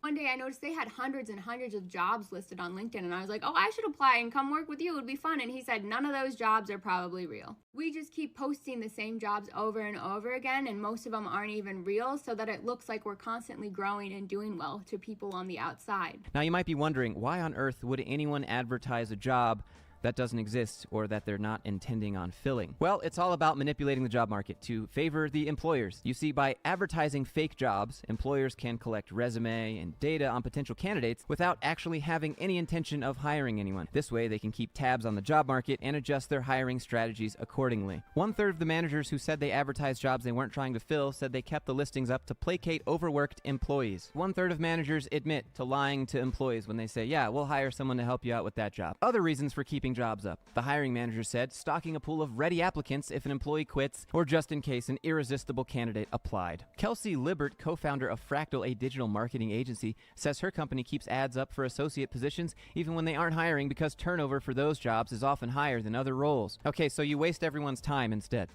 Got it. For example, imagine you're a manager at a big corporation that wants to hire a software developer. You could just advertise the job and wait for the applicants to roll in, but what if you're not so sure about the supply and demand of developers in your area? What if you're not so sure how much you should be paying them? Well, instead of taking that risk, you could advertise a fake job, collect resumes, and then use that data to make informed decisions. If you've been applying to jobs, or I guess just like looking at the job boards for fun for some reason, you also notice that there are a lot of identical postings that just have different locations listed. And that's because a lot of jobs these days are hybrid, where you can just choose to be completely remote. So in order to attract the biggest pool of talent, they would take the same job posting and just have it posted based upon different regions that are there, because it doesn't really matter where these people are located, and this just gives them better reach. So even though you're seeing many different job postings, it really is just for one position to be hired. Now, you might be thinking, surely this is illegal, right? Well, no. Technically, it's not illegal to advertise a job that doesn't exist. It is illegal to use a fake job ad to discriminate against certain groups of people or collect personal information under false pretenses, but these practices are usually difficult to detect and even harder to prosecute. Now, in the software development world, ghost jobs take another form as well. They're usually involved when one is applying to a job and they receive a code test in return. What some of these companies are doing is they're making a job post, getting applicants, and then taking the code and never hiring any of the software developers. It's actually a pretty ingenious and scammy way to get people to build software and apps for you, decline them all, and then use applicants to build your app. And we've seen companies on this channel before take software from applicants and use it on their website. We also learned that the unemployment rate fell to 3.4%. 3.4%. That's the lowest in 54 years. In fact, the last time unemployment rate was that low was May of 1969. Think about that. But remember how much the government does in order to censor those numbers. They don't want us to know the truth that right now, finding a job for a young person, it's not 8%. I would doubt if it's even 16. I think it's closer probably to 25 to 40%. E.J. Antoni, who is an economist with the Heritage Foundation, he estimates that real unemployment is actually in the 6 to 7% range. The number of people dropping out of the labor force is also a reason why the unemployment rate is so low. That sounds strange, but the unemployment rate doesn't include people who have dropped out of the labor force. It's calculated by taking the number of people who are unemployed and dividing that by the total number of people who are in the labor force. Anyone who doesn't say they're actively looking for a job is counted as out of the labor force. And lately, the folks dropping out of the labor force have included more prime age workers, or those between 25 and 54 years old. the prime age labor force participation rate has fallen pretty consistently since September. I've been looking for a job since like the end of last year, and of course I didn't have like much luck. So of course, sometimes I probably have to do a little bit of Uber, a little bit of DoorDash just to get some money in my pocket. He's doing contract jobs, these odd jobs like door dashing, Uber Eats, being an Uber driver or a Lyft driver. But technically, because he's doing these, he's not actually considered unemployed. If you're taking a break from job hunting or you just kind of like gave up, you also don't technically count as unemployed because you had not been actively looking to get a job in the prior 4 weeks. The government also overestimated the number of jobs the US added in almost every month of 2023. The Bureau of Labor Statistics releases the non-farm payrolls report each month, which estimates how many jobs were added by American companies. But the report also tells us how many jobs its previous two reports were off by. In a typical year, some months are revised higher, meaning the BLS underestimated how many jobs were added, and some months are revised lower, meaning they overestimated. Last year, every month except October was revised lower. It was the first time that many months had been revised lower in the history of the survey, which dates back to 1979. In December, the jobs report showed that 845,000 people had dropped out. That was the 10th largest increase in the number of people dropping out of the labor force since the Labor Department started tracking the data in 1975. Americans dropped out of the labor force in 8 out of 12 months last year, leaving the US with a net 694,000 fewer workers. Of those 336,000 jobs they added, over 22% of them were government jobs. On top of this factor, though, is an even worse statistic buried in the jobs report, which is that full-time jobs are diminishing quickly. The vast majority of jobs being added are part-time jobs. In that September report, of the 336,000 jobs added that weren't government, 151,000 of them were part-time jobs. At the same time, 22,000 full-time jobs were lost in September alone. About 1/4 of all the U.S. currency that is in circulation today was just created in the last year from the multiple stimulus packages that the government created, which will likely cause some inflation. Our expectation is that these high inflation readings that we're seeing now will start to abate, and that's what we think, and it'll be like the lumber experience and like we expect the used car experience to be, with things like airplane tickets and hotels, which are the other two factors in the most recent CPI report that went up a lot. We expect that those prices will get back up to where they were, but there's no reason to think that they're going to keep going up a lot. We don't know this, but you never know until only with hindsight, with perfect hindsight. But some of it does appear to be transient or idiosyncratic. And here's where we stand. Inflation coming down. Real wages going up, but moderately going up, not going through the roof. The economy growing at a solid clip. Put simply, I would argue the Biden economic plan is working. Now, the administration keeps trying to claim that they've solved inflation. They say it's been cut. But it's important to know that inflation is actually still growing. It's just not growing at as fast of a rate as it was before. In fact, inflation in December was still over 3%. So prices are still getting higher. Prices were 3.1% higher in January compared to a year ago, which was worse than analysts expected. Rent and housing costs increased 0.6%, a major driver of inflation. New inflation numbers were higher than expected in January. Food prices rising 2.6% versus last year. Grocery prices specifically rising a little over 1%. But they're up 25% since 2020. From cereal to chips to detergent, so-called shrinkflation may be squeezing down your favorite snack or takeout order. Consumer World finds that Honey Bunches of Oats now has 17% less in a package. Their 14.5-ounce boxes are now down to 12 ounces. And to anyone who's sipping a cup of coffee right now, well, Consumer World reports that Folgers has reduced the amount of their canister by 7.5 ounces, bringing the amount down to 43.5 ounces from 51 ounces. Getting behind the wheel of a car also more expensive. It's a lot more to purchase a car, particularly a new vehicle, and because of that, it costs a lot more to get insurance on a car. The average annual premium for full auto insurance in the U.S. spiked 26% in 2024, from the previous year to $2,543. The price of gas increasing more than 6% over the last month, up nearly 50% over the last year. The national average price for a gallon of regular, $3.42. Some out in California spending as much as $5 a gallon to fill up. Also more expensive, baby food and formula spiking nearly 10%, elder care up over 14%, and veterinary care jumping almost 10%. I do want to remind you that in 2020, when they started passing all these stimulus bills, when they started spending tons of government money, when you were getting all these free checks, there were people like me who warned you there would be repercussions for that. These are those repercussions. The government cannot just spend, and there be no consequences. Various economic statistics indicate that people are under immense stress. If true, then the economy is failing to ensure people's happiness.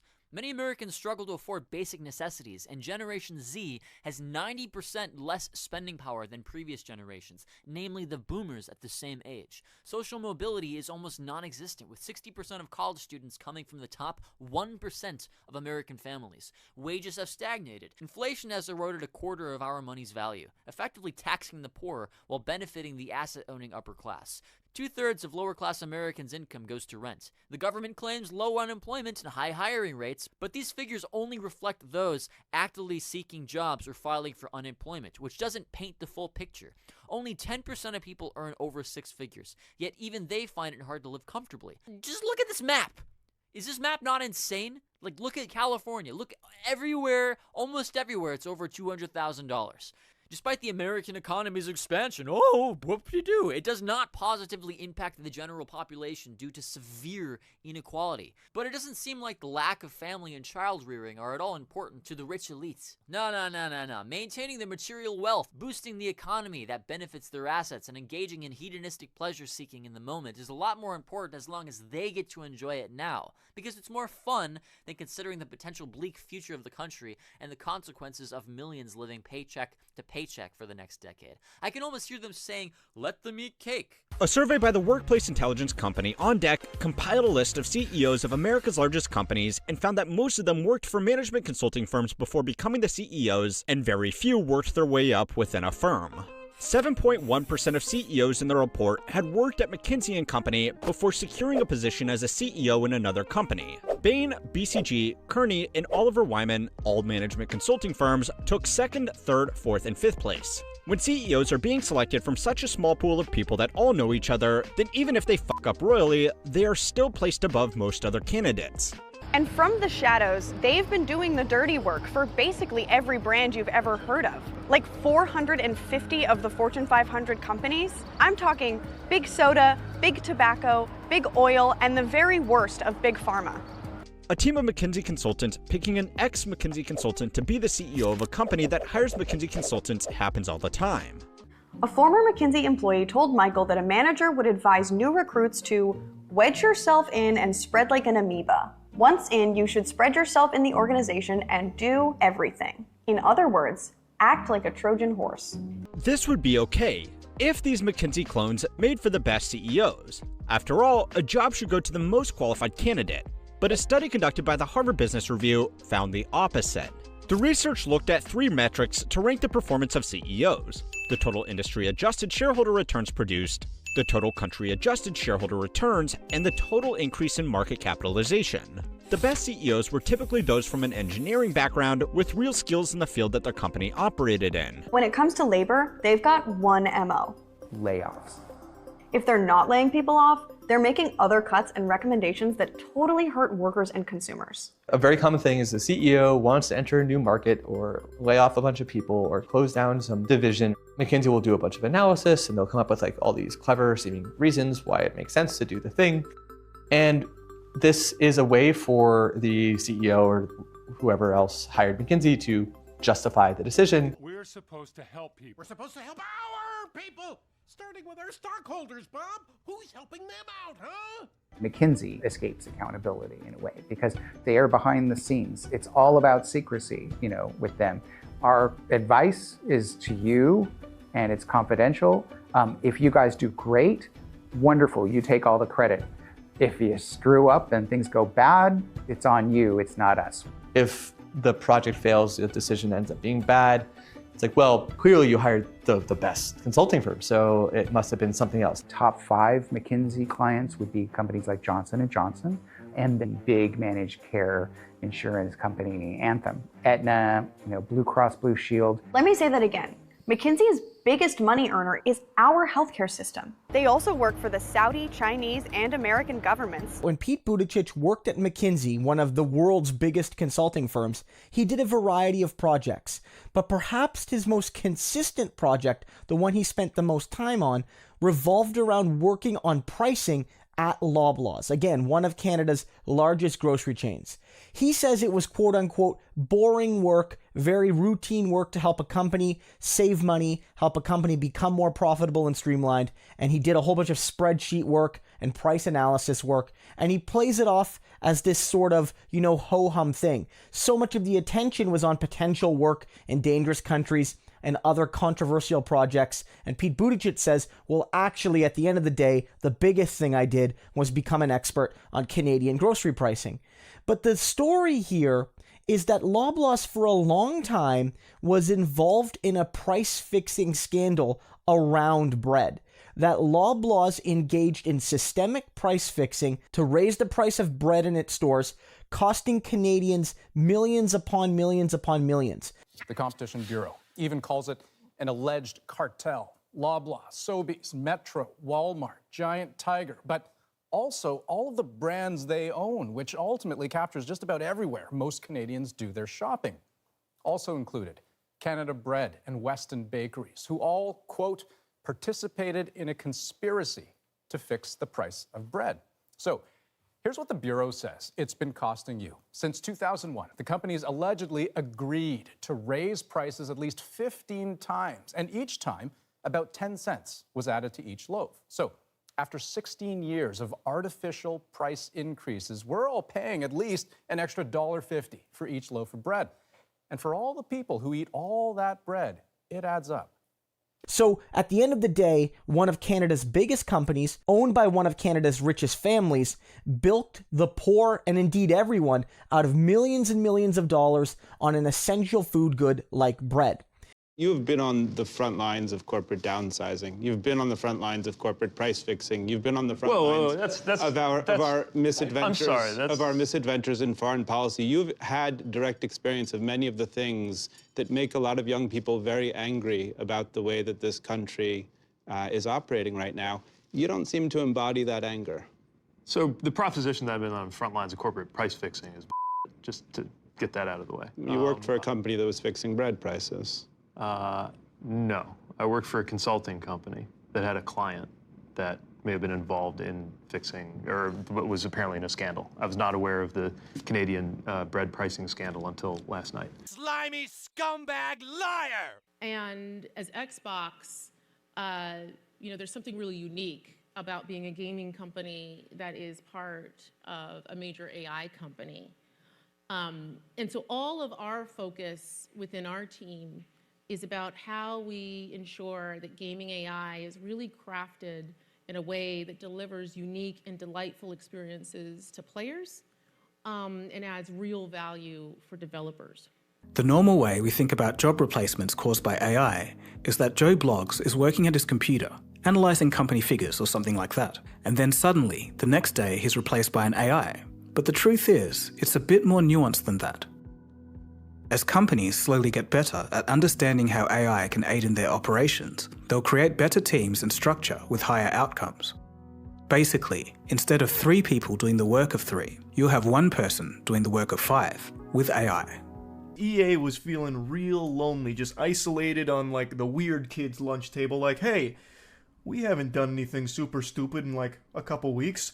It's our turn. Check this out. EA wants to use generative AI to develop games and make users spend more money. According to statements made by the company's CEO, Andrew Wilson, they believe 60% of development processes could be impacted by AI.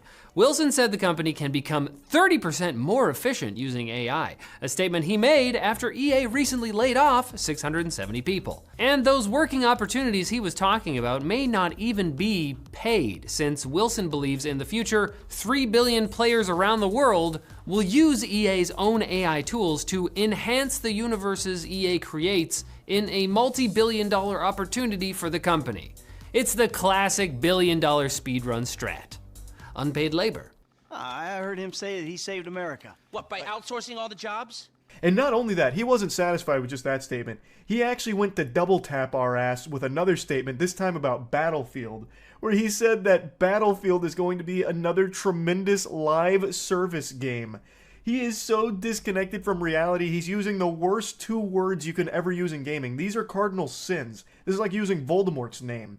He's using AI proudly and live service proudly. Live service is almost like a slur in gaming at this point with how negative that connotation is. Games as a service is fraud because it involves selling perpetual licenses that are, in practice, not perpetual. The decision-making authority over the product is being removed from the buyer. That's fucking illegal. The only live service game that's been crushing it in recent memory is Helldivers 2. Sony has decided they didn't like the Helldivers 2 community having fun. So recently, in response to people having fun, Sony made it mandatory to connect a PSN account to Helldivers 2 on Steam, after not requiring it for 3 months.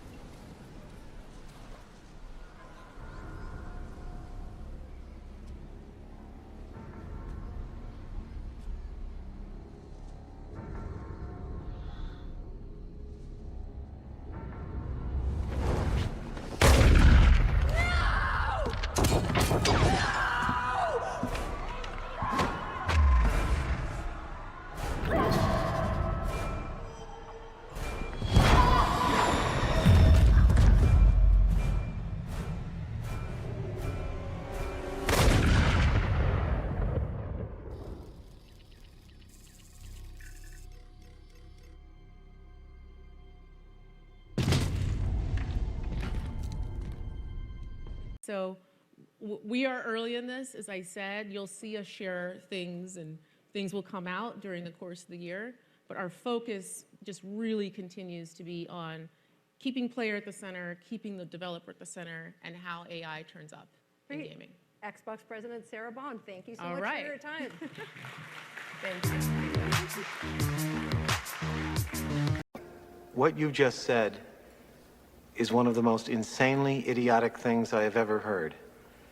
At no point in your rambling, incoherent response were you even close to anything that could be considered a rational thought. Everyone in this room is now dumber for having listened to it. I award you no points, and may God have mercy on your soul.